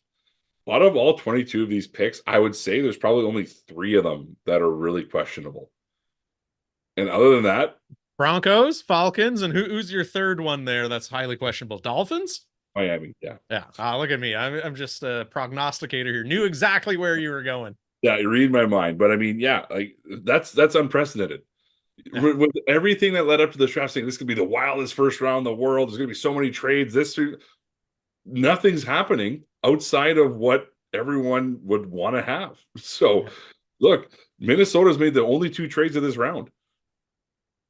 And they've got 2. Thank God for the Vikings for, giving us some content there, spicing things up a little bit. Yeah. The Jaguars dipped their toe into the receiver pool. My goodness. That, number one, great fit for them. I like it. I'm shocked that given how many DBs are still on the board, they didn't go that route. Yeah. But the team that right now just probably broke a table is the Buffalo Bills. And it's not just their fans in the parking lot going through it. It's probably their front office, because I think they were very much hoping that a couple picks from now that they would be picking wide receiver 2 out of LSU. Snooze, you lose, my friend. Snooze, you lose. So, yeah, I mean, I had Buffalo trading up in 2 of my mock drafts. One of them into this pick, I want to say. No, sorry, it was the next pick at 24. But I also had them trading up when, with Rome Odunze falling, which happened. Rome Odunze fell to number 9. And I mean, obviously Atlanta was so high on Michael Penix Jr. maybe they didn't entertain the phone call because he didn't want to get out of that spot. So, Yeah, it's funny that we're talking about that because I look at, I'm watching the highlights and yeah, like Brian Thomas kind of got overshadowed by Malik Neighbors, but they're very much the same type of receiver. Big body, big catch radius, downfield speed. Like he's going to be a good fit for Jacksonville because they've got a lot of the smaller receivers that are good over the middle. Now you can actually, have a bigger guy along with Evan Ingram to really kind of make Trevor Lawrence's life a lot easier, much like Calvin Ridley did when he was, kind of playing at his high level last year. So, but yeah, I mean, you look at where Buffalo is because you think that they'd be the team to trade up. And I mean, you got to assume that they're high on a guy like Adonai Mitchell. Mm-hmm. Got to assume that they're high on a guy like Xavier Worthy or Lad McConkey. Like, because it doesn't make sense. Like, you guys literally have 3 receivers on your roster right now. None of which would be wide receiver 2 on half the teams on the league. You wouldn't think, but yeah, are you that confident in Josh Allen's ability to make receivers better that you don't need to take one? Yeah. Let's see. But I mean, yeah, like I said, it's a deep receiver draft. There could be somebody who falls to them that they were expecting to fall all along, and they'll spin the narrative to say, this is the guy that we had targeted. This is why we didn't trade up. I'll guarantee you Buffalo made phone calls to everybody from pick 8 all the way to like pick 14 or 15 to see if they can move up to take, one of those top guys. But yeah, it's it's funny how these drafts work out because sometimes there's movement upon movement upon movement. Sometimes we have what we have tonight. Everyone's just kind of standing pat and the picks are falling into their lap with guys that they're looking to take all along. So yeah, now we've got your favorite team outside of the Philadelphia area with the Dallas Cowboys on the clock now. And Jerry Jones picking from the Death Star as opposed to his yacht that he was a few seasons ago there. I mean, Dallas is a team that they are probably, I want to say their second round pick, they're probably going to go out there and pick a running back. Because you can't sit there and think that they're back though. What's that? Well, Ezekiel Elliott is apparently coming back. Well, great. What can you get out of him? You know what?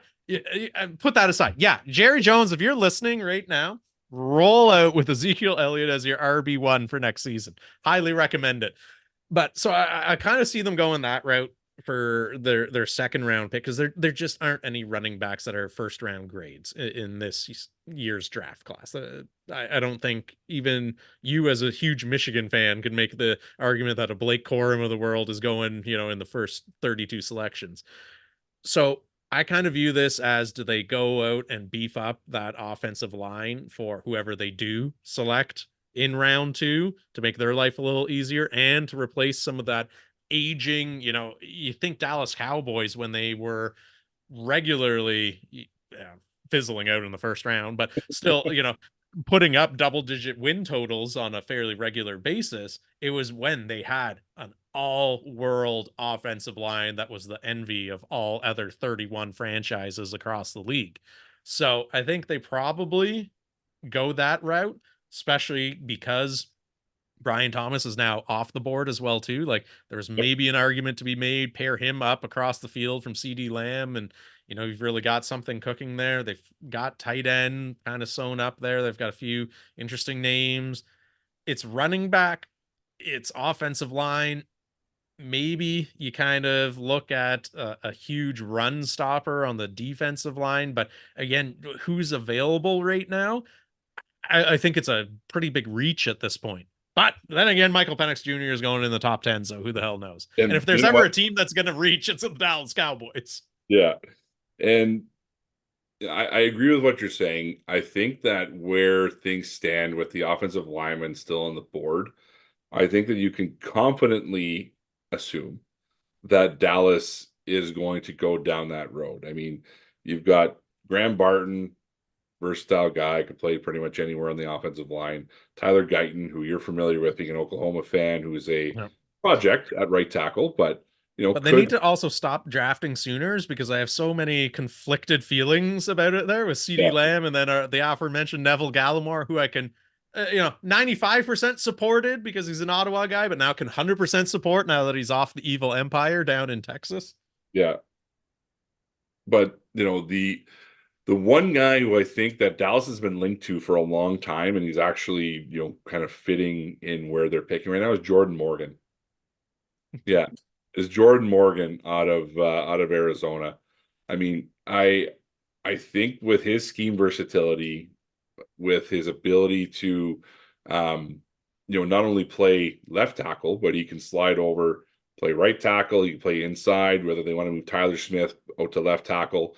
He offers them a little bit more leeway with his pick. So yeah, I mean, there's a lot of people who can make that assumption that Jordan Morgan's probably a better fit than a Tyler Guyton is, but yeah, with Dallas's penchant for making selections, very,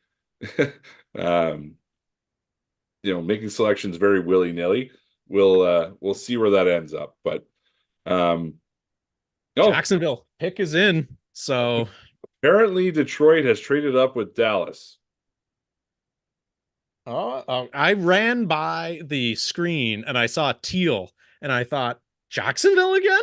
So maybe they're getting their DB after all, but Detroit making the hometown crowd absolutely thrilled now. Now, here's a situation where Buffalo could be absolutely punching air, is if they traded up to take Adonai Mitchell or Xavier Worthy here. So again, could be a situation with that, but I wouldn't be surprised if they take one of these DBs that's still there. Yeah, no, it's true, right? Like the Detroit Lions, again, doesn't matter what they announce here. The crowd, they're going nuts. 500,000 are about to lose their mind. The 16 million people who are in the Times Square are going to go wild. They're going to be great, fabulous fans of the Detroit Lions. It's going to be great. Trust me. Yeah. Look at you. You've got a secondary career in the impersonation business here. What was it? Why am I blanking on his name? Frank Caliendo? Was that it? Yeah, Frank Caliendo. Yeah. Did the old John Madden impressions there? There you go. If the quarterback is gonna throw the ball down, it's not bad. Like it's not great, but it's not bad. Yeah, you're workshopping it right now. It's an off-Broadway play. You're not on ready for the prime time quite yet. It's kind of like the high school play where it's like you're learning your trade and you're not quite there yet, but you're still entertaining. Like that's kind of where it's at right now. Yeah. Well, I mean, Detroit, they could go in a wide variety of directions here. But could you imagine, they go out there and select Cooper DeJean? Like I think that's a home run pick for them. Love Iowa Hawkeyes. They do. But pretty good ones last year with Jack Campbell and Sam Laporta. Yeah, no, they've definitely got a luxury pick here because they are set at so many positions, right? You look at their depth chart across the board. Yep. There's not a ton of glaring weaknesses. So it's like, what is a position that we go from a B to an A at? There's nothing that stands out as this is a clear, oh my God, we need a quarterback. Like, get us the wide receiver that's available at this point. You know, so obviously they're milking the ever living Christ out of this pick because it's the hometown team right now. But it's a selection that I think if Detroit is smart, they go DB. If not, you maybe look at an edge rusher. Like what putting aside DBs, like what's maybe a secondary need here? You identified wide receiver, pair them across the board from Amon-Ra St. Brown. Is that kind of where you go? Or is there anything else that we haven't uncovered that rock quite yet that Holmes and crew could be thinking about? I think a sneaky pick here would be Darius Robinson from Missouri. Missouri.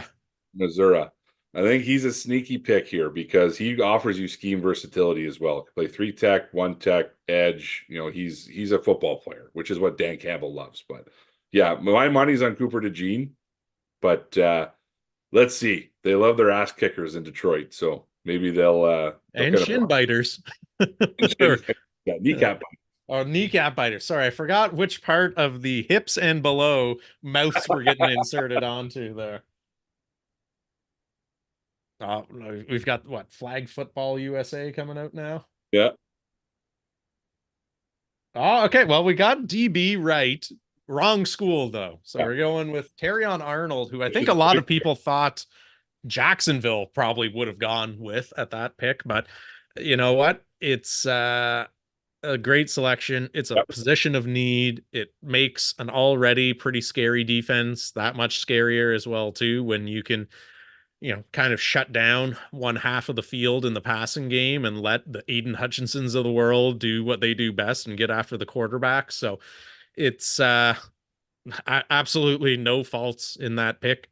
Personally, again, if we're really nitpicking, I would have gone with Cooper, but I have absolutely no qualms over, you know what, they like that guy better on tape Yeah. than they did the Hawkeye.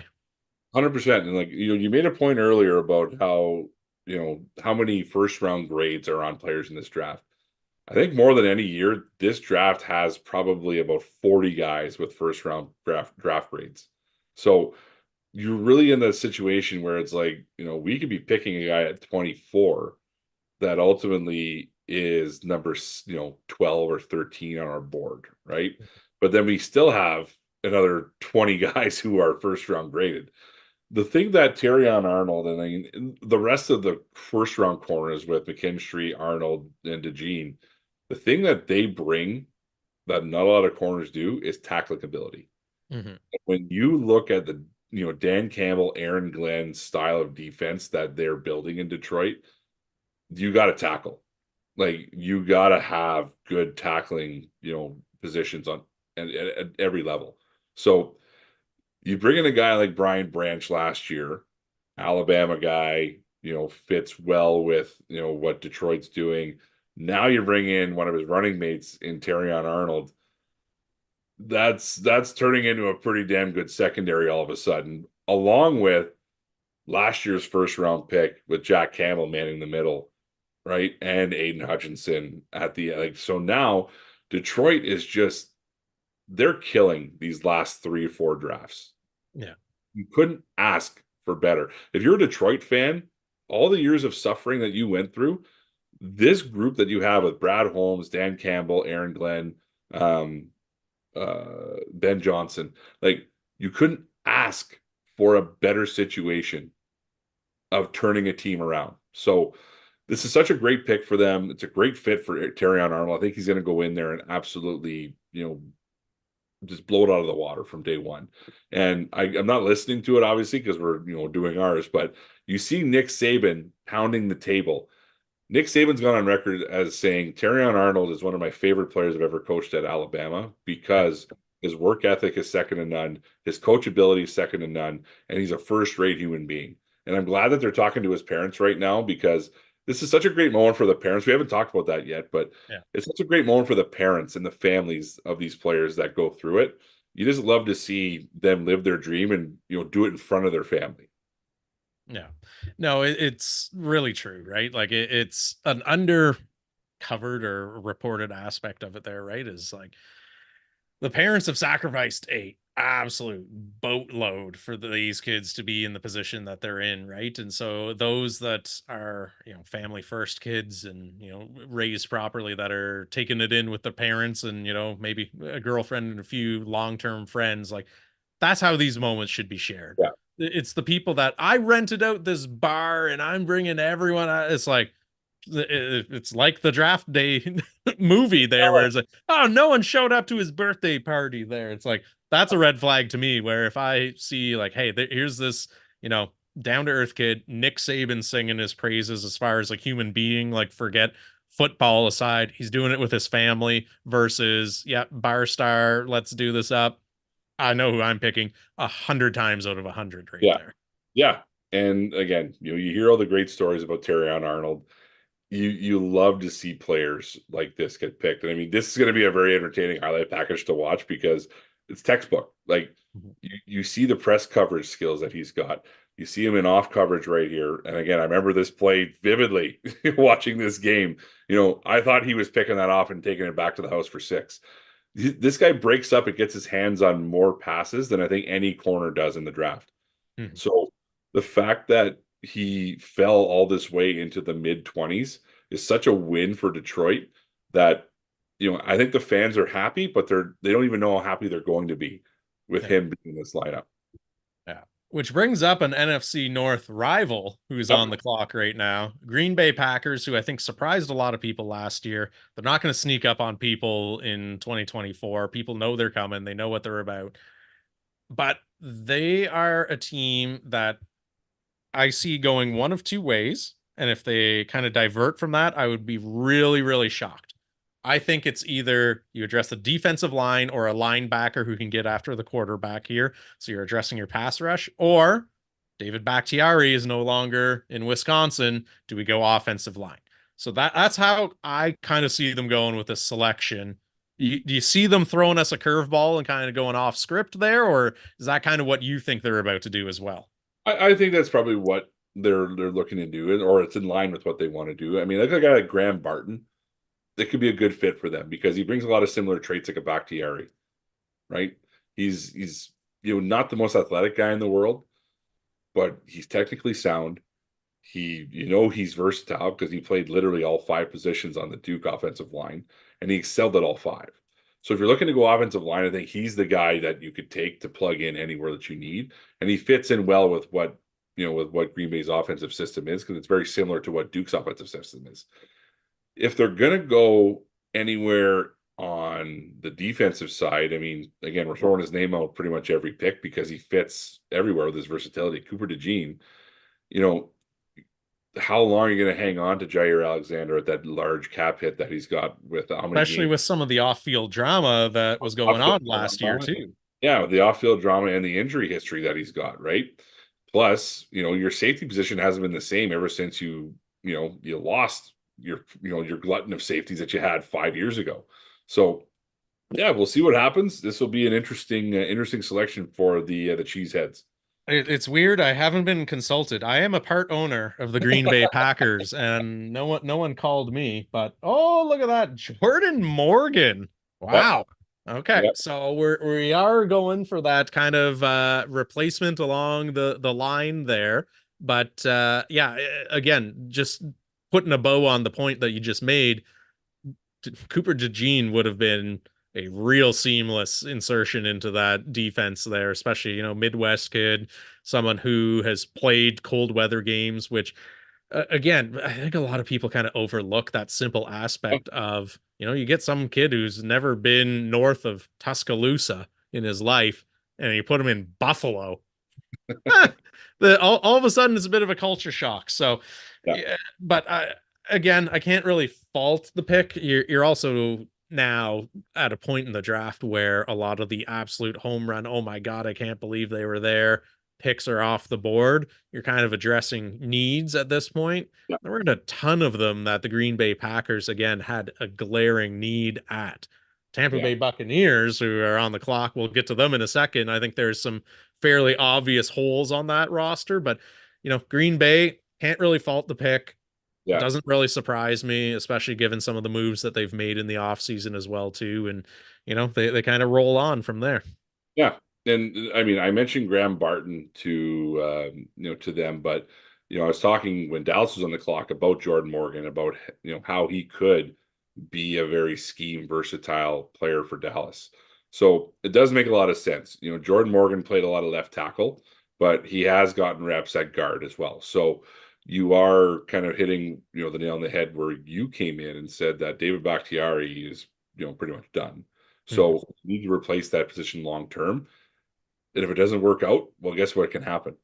You kick that person into guard. He now becomes a Pro Bowl guard for you. So I like Jordan Morgan. He's coming off a very significant injury 2 years ago. So he's now 2 years removed from that torn ACL. That's when you really see, getting back to normal from a torn ACL. Your hamstrings have recovered, from, probably having the ligament taken from the hamstring into your knee. The tissue that you've got is now solidified around it. Your muscles are back to where they were before. the second year is really the year that you see someone come back and be themselves after a torn ACL. That's where we are with Jordan Morgan right now. Not surprised he's a first round pick. He wasn't getting a lot of buzz as a first rounder, but I'm not surprised that a team like Green Bay took a chance on him because he could pay off for them in a big way for sure. Yeah. Which brings up the Tampa Bay Buccaneers, who, were it not for the fact that the Philadelphia Eagles fell off an absolute cliff in 2023, shocked the world and won the division and then won a playoff game as well too. Yeah. That being said, they kind of took care of business in the sense that the major things they needed to do this offseason, they addressed, but they lost some key contributors. Sure. I would be shocked if it's anyone, regardless of position on the offensive side of the football. To me, this is defense, defense, defense, and you've got some holes that you can kind of pick there, right? You lost Shaq Barrett. You lost Devin White. Carlton Davis got traded. So you're now kind of talking defensive line, linebacker, DB. Are we beating a dead horse to death here, saying that this is Cooper DeJean, or we, in a weird way, I kind of see Kool-Aid McKinstry fitting in with them a little bit better than Cooper for some reason. It's not a weird way because I think Kool-Aid McKinstry is a very, again, much like Terrion Arnold is, he's a very diverse type of corner. He's not going to play safety, but he can play multiple positions at corner, slot corner, whatever it may be. You know, Todd Bowles' system, you need to have two strong corners. So that makes a lot of sense if he goes there. I mean, we've sung Cooper DeJean's praises all night. We don't need to talk about him anymore. Wherever he goes, he's going to make an impact. The one guy that, and we'll talk about a position that we haven't talked about so far in the draft, is linebacker. There's really only one who's getting some first round buzz, but not really. But Edgerrin Cooper from Texas A&M, he's really kind of the only guy who's got that. Yeah, he could slide into the first round and really kind of be an impact player. The reason I say that is, you know, you mentioned Devin White, you know, leaving the Tampa Bay Buccaneers for your Philadelphia Eagles, but you also have an aging Levante David, you know, who's your other main linebacker. How much longer is he going to play? So not only are you filling a need now, but you're filling a need long term who's going to, you know, for a guy who's going to be your ultimate signal caller, right? So Todd Bowles, he coaches linebackers better than anybody. So I wouldn't be surprised if, you know, they take one later in the draft and they develop them. But don't be surprised, other than the people that we just talked about, if Edgerrin Cooper is the pick with this selection, because Tampa Bay definitely needs a middle linebacker. Yeah. I mean, they go out there, they re-sign Baker, they re-sign Mike Evans, they took care of some of the veterans, but at the same time too, they were still kind of, I guess, paying the piper for the cost of that Super Bowl victory and bringing in Tom Brady and kind of mortgaging the future on some of the home run swings that they kind of made. And they're an interesting case study because them, along with the Rams as well too, in how they approached how they won their respective Super Bowls, was we're going to mortgage the next 5 years worth of picks in order to hopefully hoist a Lombardi. And at the end of the day, I mean, just as a sports fan, I have to admire that approach because there are way too many teams, you know, and especially if you want to expand the scope beyond just the NFL here. Like I would say there's probably like 10 Major League Baseball teams that exist as a franchise solely because of revenue sharing. Yeah. They have zero concern about going out there and even competing for a playoff spot, let alone for an actual World Series. So you bring that back to football. You know, there's all these teams who have never even won a Super Bowl. Here are the Tampa Bay Buccaneers who say, guess what? If we can bring in the greatest to ever play the game under center, who cares what we look like 2-3 seasons from now?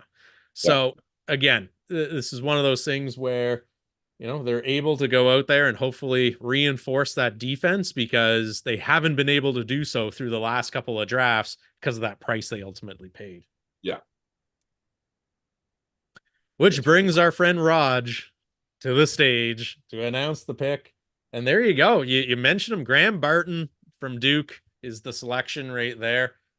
I'm still pretty shocked, though, that offensive side of the football was where they went. You know, I think they've got some nice pieces on offense, but that's all they really are. They're at this stage, right? They're nice pieces. Mike Evans, unbelievable start to his career with him, how many consecutive 1,000-yard receiving seasons he's had, but he's getting up there in age, right? Yeah. You know, you look at Rashad White, had a probably better year last year than a lot of people thought he would. Baker Mayfield, again, you know, he kind of had the FU comeback season, but is this, you know, an offense that was just another offensive lineman away from becoming elite? Probably not. I look at that defense and I think doesn't matter how many linemen you draft here. That offense with how many pieces he just lost again, Mhm. they're not going to be able to put up the amount of points that their defense is going to give up to remain competitive this year. So maybe this is a long-term play as far as, you know what, we're going to need to rebuild a little bit. And last year's, you know, playoff turnaround was maybe ahead of schedule of where we thought we would be post Tom Brady. But I don't know. To me, there were better defensive options on the board. I think why you're seeing this pick happen here is one, I spoke to it earlier. Graham Barton has a versatile skill set. You know, Tampa Bay's offensive line hasn't been the same, you know, since they lost a few players a few years ago. But where I see them making this pick is knowing that one, all these defensive players are falling. So they're probably going to get, are they already making the Arizona pick? Arizona apparently took 3.5 seconds of their draft clock. Yep, and there goes Darius Robinson from Missouri. So I actually had this guy slotted to them in my first two mock drafts. So this pick doesn't surprise me because again, But then you versatile changed skill your mind in the third and screwed it all up. third, I know. But you know, the good thing, and you know, I'll talk about Graham Barton before this one. But the reason why I think that Tampa Bay did that is one, like I mentioned, defensive players are falling. So obviously you're going to get a player you probably didn't expect to be there in the second round. So you're kind of banking on that. You're solidifying a position while also knowing you're going to get somebody in the second round you didn't expect to be there. And two, Todd Bowles is a phenomenal defensive coach, as I mentioned. So I think that the way that he sees it, you know, he probably went to his, you know, GM and owner and said, look, let's just solidify the offensive side of the ball so I don't have to worry about it as much. And then we can build something on the defensive side with some of the players that we get later in the draft, right? So I think that's probably where they went with that mentality, and which is why Graham Barton's a good fit. Now, over to Mr. Robinson from Missouri. Again, you're looking at him line up at edge. Like this guy's 280 pounds, and you see him move like that at, you know, as a left defensive end. You're going to see some highlights of him on the inside. He's powerful. He's got a great first step, and he actually plays the run extremely well. He used to be predominantly a nose tackle. He was 330 pounds. So you know he knows how to stop the run. He's now cut back his weight by 50 pounds and becomes this explosive guy off the edge. I really like his skill set. I think that he would have fit well on a number of defenses. But knowing what Jonathan Gannon kind of, you know, did when he was with Philadelphia, I think this kind of fits that Brandon Graham, you know, type of role where he can kick in to play three tech in, you know, in a pass rush setting, or he can go out and play edge and be a good run stopper on the edge, right? So I really like this pick for Arizona. I think it makes a lot of sense, and it actually fits what they do. Yeah. And, you know, we kind of mentioned, ironic that it was Houston that actually traded with Arizona to do this last year, where they go and they get a nice offensive piece, and then they go and they get kind of a cornerstone to build around on defense. Arizona might have been taking notes and went, it could be something that we look at doing in 2024. So again, I think especially once you start hitting those kind of late first round, the thing that separates the guys who go in the 25 to 32 range versus the second rounders are, to your point, the versatile players. They're not, I have to be a right tackle. It's, I can play, you know, anywhere up and down that line. It's going to be players who bring a unique skill set that not everyone else can, because when you're splitting hairs at this point between, guess what?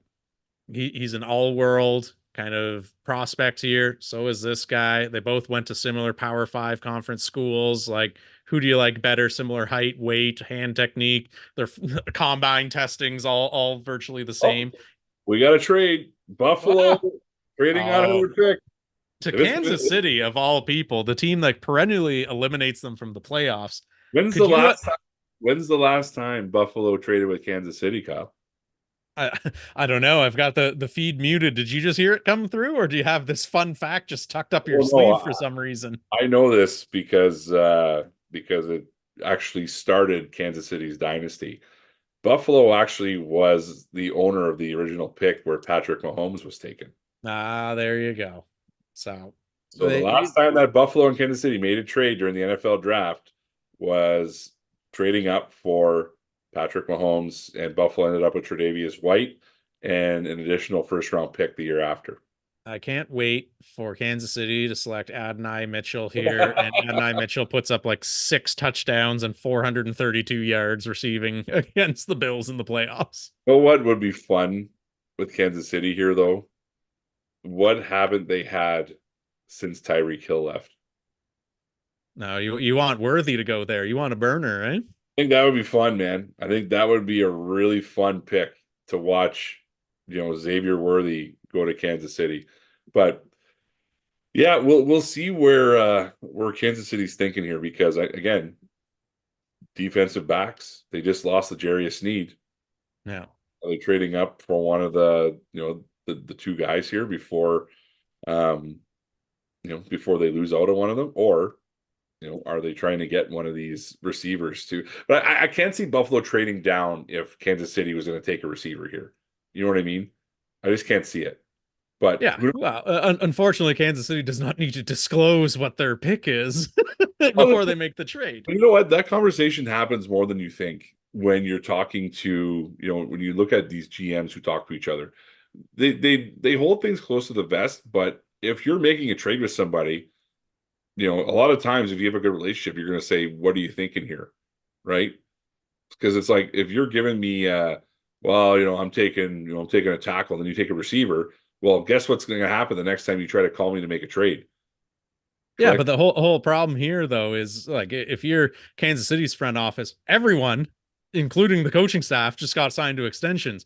Buffalo fizzles out this year. Everyone, including the front office, is probably out of there. So this is one of those things where, who the hell cares if you're Kansas City? You can absolutely lie through your teeth here and screw them over. 100%. But at the end of the day, too, you look at a lot of these guys where they get fired or whatever, the situation is, you got to keep a good rapport with everybody in the league, because that next opportunity can come from somebody who you tell to, screw off if you're trying to call them over a trade. So I'm just putting that out there because I think that conversation happens quite a bit more than people realize. You have an idea as to who you're trading, who the other team is trading up to pick, because if it's not somebody who you think they're taking, then you're not going to pick up the phone next time. No. Right? If I'm Buffalo, I'm not making that trade unless there's an absolute haul coming back, just Which is because not of who going to it be. is, right? Yeah. Sure, the friggin' pick a bottom feeding team here that wants to make a trade. Sure, Carolina, you want to move into the first round, more power to you. I'll listen to. I'm not making that trade simply because, like, who has ended my season in the last half decade more often than not? The Kansas City Chiefs. So no matter what you're doing here, you're throwing them a bone. Yeah. From Kansas City standpoint, you look at what's still left in the first round and who's still picking. It's, to me, who are the Ravens looking at right now? Yeah. They're the team I'm trying to jump ahead of to kind of screw over here, because you look at what the Ravens could be targeting. It could be a corner, right? They might see like, hey, Cooper's still there. Great. Let's get him in there. Or it could be. Can I just say, if the Baltimore Ravens somehow leave this first round with Cooper DeJean, every year they do it. Yep. Every year they get a guy that I am very high on. Okay, what are we trading here? All right, so essentially they're doing a third round and a fourth round pick swap and a seventh round pick swap. So again, nothing if you're Kansas City. So to me, like Baltimore's either looking there or they're looking wide receiver at this point. And so though if Kansas City goes something other than wide out or corner, I might be a little bit surprised at that pick. So here we go. We got Kansas City coming up to the podium to make the draft selection. And I mean, again, you look at these teams who run out there, they win the Super Bowl. You don't have a whole heck of a lot of needs because they're essentially running back by and large most of that Super Bowl winning roster. They've extended a lot of those key pieces. There's not a ton of holes to begin with. You mentioned already, L'Jarius Sneed ends up leaving town. Could that be where they look? Or is it the fact that, hey, we're paying $500 million to Patrick Mahomes? Maybe we should go out there and try and secure him with another offensive weapon, right? Travis Kelce getting up there in age. His brother just retired. He's dating a billionaire pop star flying all over the world. He's probably here to try and run it back for a third consecutive year and do something historic. But, how much longer is he even going to be around? So preparing for a post Travis Kelce world and the luck that they've had at wide receivers with kind of the later round picks might not be a bad idea to go and take one of those Texas boys there at wide out. Yeah. And again, you think about the fun pick versus the scheme fit. So it makes sense if they go either way. Yeah. So we've got the Make-A-Wish pick coming in right now, and he has announced Xavier Worthy. You get your selection, which again surprises me so much that Buffalo is the one to facilitate this here, because does it really help you with these kind of mid-round pick swaps that they ended up getting out of this trade to allow a potential, and again, I'll say that with a big old asterisk right there, but everyone that wanted to put a scouting grade next to his name, it was less refined Tyreek Hill.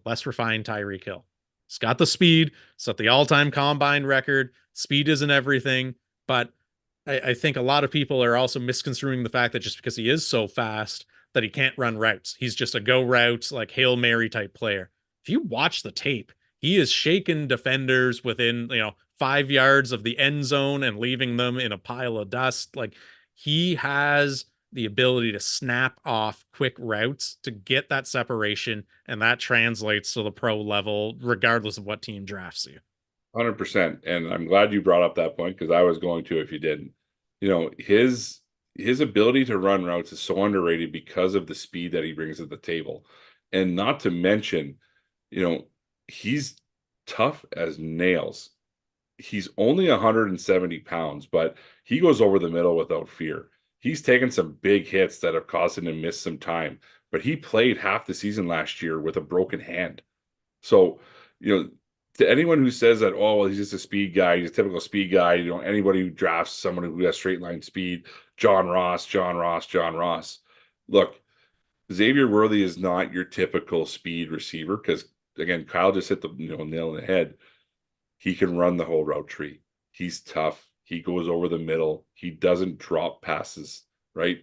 He's everything you want out of a receiver. It just so happens that he's only 5'11", right? Mm-hmm. So that's the only downfall that I think he has going into this, because he's 170 pounds. But again, you put 15 pounds on, it's a completely different conversation. Yeah. And and that's what I just had to go and fix right there, is the fact that on a complete tangent, we need to have, whether it's Netflix, whether it's, Bell, whether it's whatever it is that you're watching, guess what? I will tell you when I'm done watching something. Stop timing me out after, hour 3 of, they can't possibly still be watching the NFL draft. Sir, I can assure you I still am watching the NFL draft at this point here. But, Xavier Worthy, just another weapon that Patrick Mahomes now gets to play with in Kansas City. And if you're a Chiefs fan, you have to feel great about that pick because for the longest time, and largely to their credit, because they've hit on these late round picks and some of these, back end of the first round selections, the Kansas City front office has done a phenomenal scouting job at continually turning out these impact players, regardless of what position they select them at. But very rarely have they actually gone out there and taken kind of that big swing at an offensive weapon like this. They haven't had that burner speed, and that is exactly what they're missing, even with their personnel right now. Like, put the Rashee Rice kind of off-season debacle to the side for right now and assume he's good to go. Travis Kelce's lost 2 steps in his game as far as speed. He still creates separation because he's one of the best to ever do it at the position, but he's not going to take the top off an offense, right? Rashee Rice, again, another nice player, but isn't known for just blowing past defenders. Here's someone who a DB needs to respect his ability to snap off a curl or a button hook or whatever. But then if he bites on that too early, he's going to turn upfield and he's gone. So it's a very, very fun toy for someone as highly skilled as Patrick Mahomes is to have in his arsenal. And as we see a Longhorn go, we now see their Red River rivalry in Tyler Guyton from Oklahoma go to the Dallas Cowboys. And again, we talked about it earlier. Tyler Guyton. That's the part of the draft that we're at this point here now. I just don't even have opinions about it anymore. It's just these Dallas Cowboys. What Philadelphia does with Georgia, Dallas does with Oklahoma. Yeah. And the thing is like, Tyler Guyton, as I mentioned before, is a bit of a project, but he gives Dallas exactly what they're looking for in a tackle. Like, I've had him kind of placed in the Dallas regime, quite frequently, not only in mock drafts, but in any time I've talked about who fits where best, right? Tyler Guyton moves well for a big guy. He's incredibly strong. And I think he can ultimately make the move from being a right tackle to a left tackle eventually, which, again, you hit gold when you drafted Tyron Smith. He was a right tackle in college, a bit of a project. You developed him. He turned into one of the best left tackles of all time. This is kind of what you're getting with Tyler Guyton. So I actually like that pick. It's, that's the problem too, is I also like that pick, which is why I'm not giddy with like, they did what? Right? Like that's what Dallas keeps doing. They keep taking Sooners that are actually good fits for what it is they're trying to accomplish there, right? And you see how CeeDee Lamb's instant impact, right, that he has had on that offense, and he's now a bona fide top 10 wide receiver in the entire league right now. And you've got Neville went there as well too. You've had now Tyler Guyton. It's turning into a recurring pattern as far as these teams to kind of get enamored with a school when the picks that they make from there continually pan out. And on the opposite side of the coin, if you continually draft someone from whatever, we'll just pick on poor Oregon at this point. But let's say you take a player from Oregon in the first 2 rounds in back-to-back drafts, and both of them end up being busts.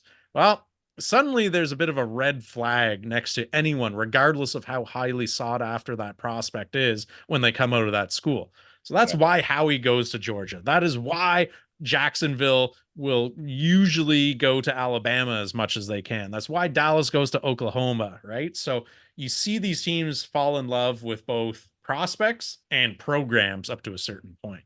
Absolutely. And, the good teams will go to the good programs and keep picking players from there. And here we are, my nightmare scenario as a Pittsburgh fan, with one of the best players in the draft still sitting there at number 30. Baltimore being on the clock and having a position of need out on the table as well. So I'm kind of hoping that, they don't cancel the draft for shuffle picks. Because the 2 guys who I think they'll end up taking are 2 guys who will help them immensely, which I don't like, which is either Adonai Mitchell or Cooper DeJean. Yeah. Or even Kool-Aid McKinstry. Like, they love, speaking of, teams that love schools, Baltimore loves Alabama guys. So Yeah, I'm not excited for this pick. I don't like it when, good players who are ranked way ahead of where they're supposed or, way ahead of where they're going right now are still on the board when Baltimore picks, because Baltimore takes them, and that's why Baltimore is good every year, because Yeah. these guys come in and play seamlessly, just like people assume that they would. So we mentioned it, early and often in the draft. The good teams find the good players, and Oh, that's good. oh, they went with the position of need, but Nate Yeah, Wiggins out of yeah. Clemson. Which I'm So happy with. I'm very happy with that pick. you are dodging a bullet right there. I Yes. was going to say, like, had they not just made that selection, I was going to follow up with the fact that Baltimore often doesn't do what a lot of teams and front offices, especially newer regimes who might not have a ton of NFL experience do, and that's overcomplicate it, right? If there is someone who is high on their draft board but has fallen, they don't ask, well, why does no one else like them? Maybe we're overthinking it. Maybe we need to make a different pick. They just go up there and they select him, and oh, weird, they fit in seamlessly and are an impact player from day one. Nate Wiggins, he was someone who was, before all of these DBs started just falling like rocks, was mocked to the Eagles a lot. And that Mhm. scared the ever living bejesus out of me. Because I Yeah. don't know about what your assessment is of him, but we talked about how there are DBs who can gamble and come up with the ball as a result. Yeah. I feel like, at least what I've seen from him, he gambles a lot. And the kind of best outcome when he gambles it is he fumbles, what should be an interception, or turns it into a pass batted down as opposed to a pick six. So Yeah. I think he's got the instincts, but not the hands. And I don't know which of the two is harder to teach, because I'm kind of the mindset, if that you still don't have hands at this point in your career, that's not something that, oh, well, you've had the wrong coach for 22 years of your life. Catching is something you learn at age 3 and get better at as you go. Yeah. The things I like about Wiggins are he's long, he's fast, so he has makeup ability. And he played for a good program like Clemson. Like Clemson is renowned for turning out, very good defensive players. What I don't like about his overall game, he doesn't really tackle all that well, which is weird for a Baltimore team to take, because usually they're like, very, very, stringent. That's their Yeah, standard, that's their right? Can you MO. can you make tackles? Yeah. And you're right. He takes a lot of chances, and again, they showed it in the highlight package there. But one of the notes I had on him was, yes, he has interceptions, but if you look at the interceptions that he has, the quarterback just completely underthrew a ball or Yeah. didn't They're even. muffins out there. Yeah. So it's the easiest thing to pad your stats with, which it's not his fault. Like, he's in the right place at the right time. But I think there's some misleading numbers in his overall, overall stats. So do I like the player? Yes. Do I like him in the first round? No. Kind of one of those situations, like a Chop Robinson situation. Being a Pittsburgh fan, I'm very happy that they didn't take one of the two guys or three guys that they could have taken that would have probably been a better fit. But again, I'm not the one making the selection for them. I can't say whether they'd be a better fit or not. So Baltimore has a knack for picking good players. Let's just hope that Wiggins turns out to be more of what we're assessing him as opposed to what they project him to be. Yeah. Well, and your brother in the chat there saying, "Oh, another team passes on Cooper. He must be losing it right now." So it really is. Like, I'm very, very shocked that he's still available. But that being said, who's picking next? San Francisco 49ers. They've got a big old need at defensive back right now. Yep. So, if he falls again, I think Buffalo's got to be kind of thinking, Adonai Mitchell with their now 32nd overall pick. But does you would think, but does San Francisco think, all right, well, Ayuk might be talking his way out of town here. maybe we reinforce right there, and then Ayuk doesn't become that big day one draft trade, but maybe day two, suddenly you recoup a whatever second rounder and a seventh or something for him. The 54 overall pick from the Pittsburgh Steelers, maybe. I don't know. I'm just spitballing here at this Spitballing. point. Yeah, and there's two receivers who I have left who have first round grades for me, which are Adonai Mitchell and Lad McConkey. Mhm. So I mean, this could be a receiver type of scenario, but yeah, I mean, maybe the Gene's foot injury scares people a little bit more than than normal, and likewise with Kool-Aid McKinstry, coming off of a foot fracture. Mhm. Teams are very hesitant with certain injuries as opposed to other ones. And I mean, you look at a Yeah, team. oh yeah, feet scare you, but the neck injury that Latu had, sign him up. Let's go. You look at the Colts who take a chance on a guy like Latu who's got some some significant injuries with his neck. And then you've got some offensive linemen who have some knee injuries, right? That, obviously we talked about Jordan Morgan coming back 2 years removed. Some teams are just more willing to accept the risk than others. And, when it comes down to it, look, there's players who fall because of this, and then they turn out to not have any injuries whatsoever. I mean, I look at what happened with Pittsburgh last year with Joey Porter Jr. Joey Porter Jr. had no business being outside of the first round whatsoever. What happened? He fell, and now he's arguably one of the top 5 corners in the game, right? Already. So this happens, and we see guys fall, and it's just because, again, either you overanalyze somebody, you're scared off by a potential injury that could happen, or you're just overthinking it. That happens all the time, right? So, we'll see what happens here with the next 2 picks. But yeah, I wouldn't be surprised if San Fran makes their pick here and then Buffalo trades down again with somebody looking to get back up into the first round. So we'll see. But again, this has got to be unprecedented for the least impactful trade ups and downs in any first round ever. Yeah. Right? We've seen 4 trades, and all 4 of them have been literally 4 to 5 picks maximum. Yeah. So yeah, for everything that was going to go off with fireworks and whatnot, all these talking points we had were just in analyzing prospects all night, because that's pretty much what's been happening. Yeah. Well, and unlike ESPN and all of them there. Ricky Pearsall to the San Francisco 49ers.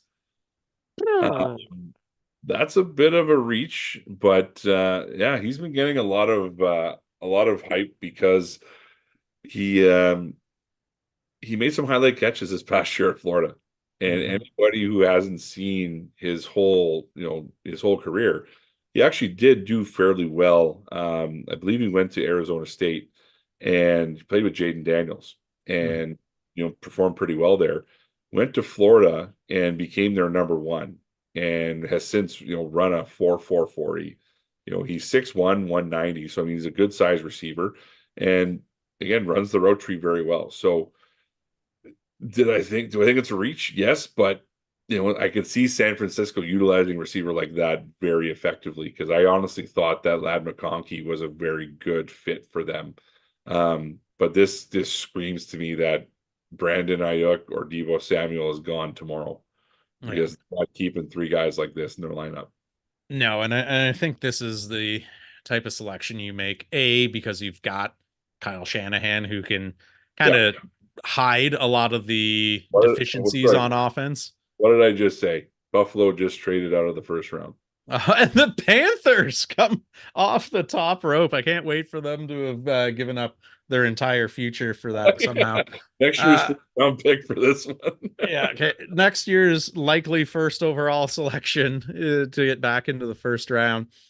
I mean, yeah, we'll quickly wrap up the 49ers pick before we analyze the Carolina Panthers, who the fact that they've traded into the first round I find absolutely hilarious for a team that has like almost no assets, is now going out there and punting more of them away. But yeah, like you were saying, this is a trade you make when you've got Kyle Shanahan, who can hide some of the inefficiencies of a prospect, and you've got a glut of offensive talent that this guy doesn't need to step in and be a day 1 wide receiver 1.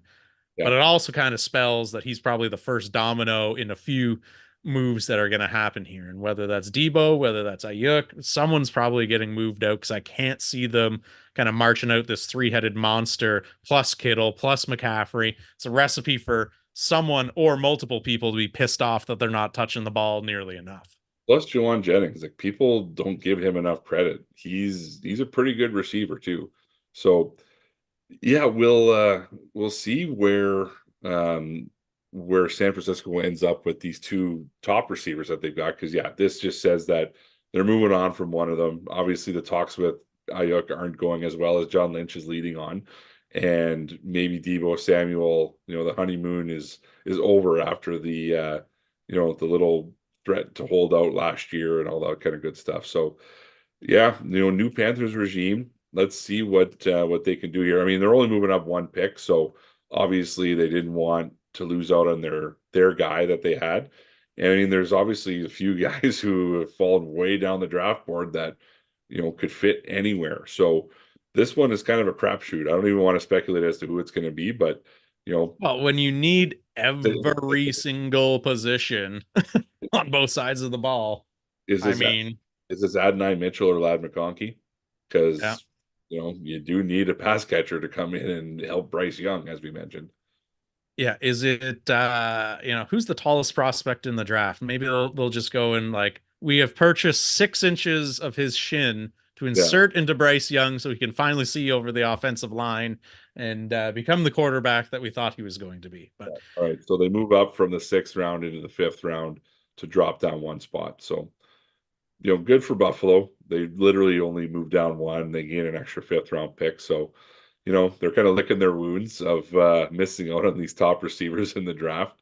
And maybe because again, there's a couple of guys still there that they could take with the 33rd pick, and obviously don't have to pay first round money to. So good work out for them too. Yeah, and that's just it too, right? Is unless it's going to be at a premium position like offensive tackle, like quarterback, something like that, that 5th-year option doesn't all of a sudden become as important, right? So moving back one, and as you say, that kind of rookie pay scale shifts dramatically once you get into the 2nd round. Save a little bit of money there, and knowing that doesn't matter who they pick.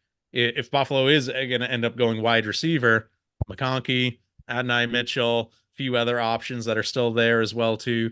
Why am I blanking on his name? Who's the wide receiver of South Carolina?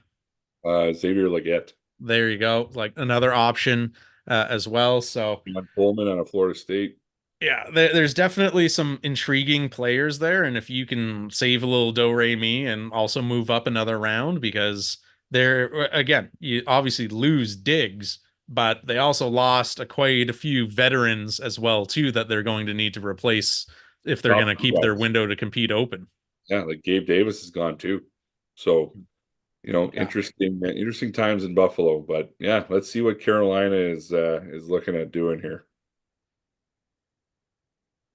Or is Raj just going to milk the final pick for all it's worth? There you go.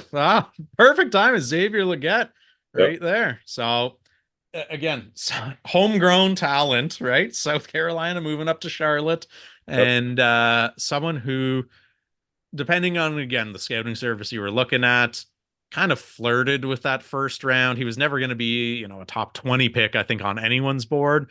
But depending who you were kind of talking to, picks 25 onwards through 25 through 40, I feel like is kind of the window he was projected to go.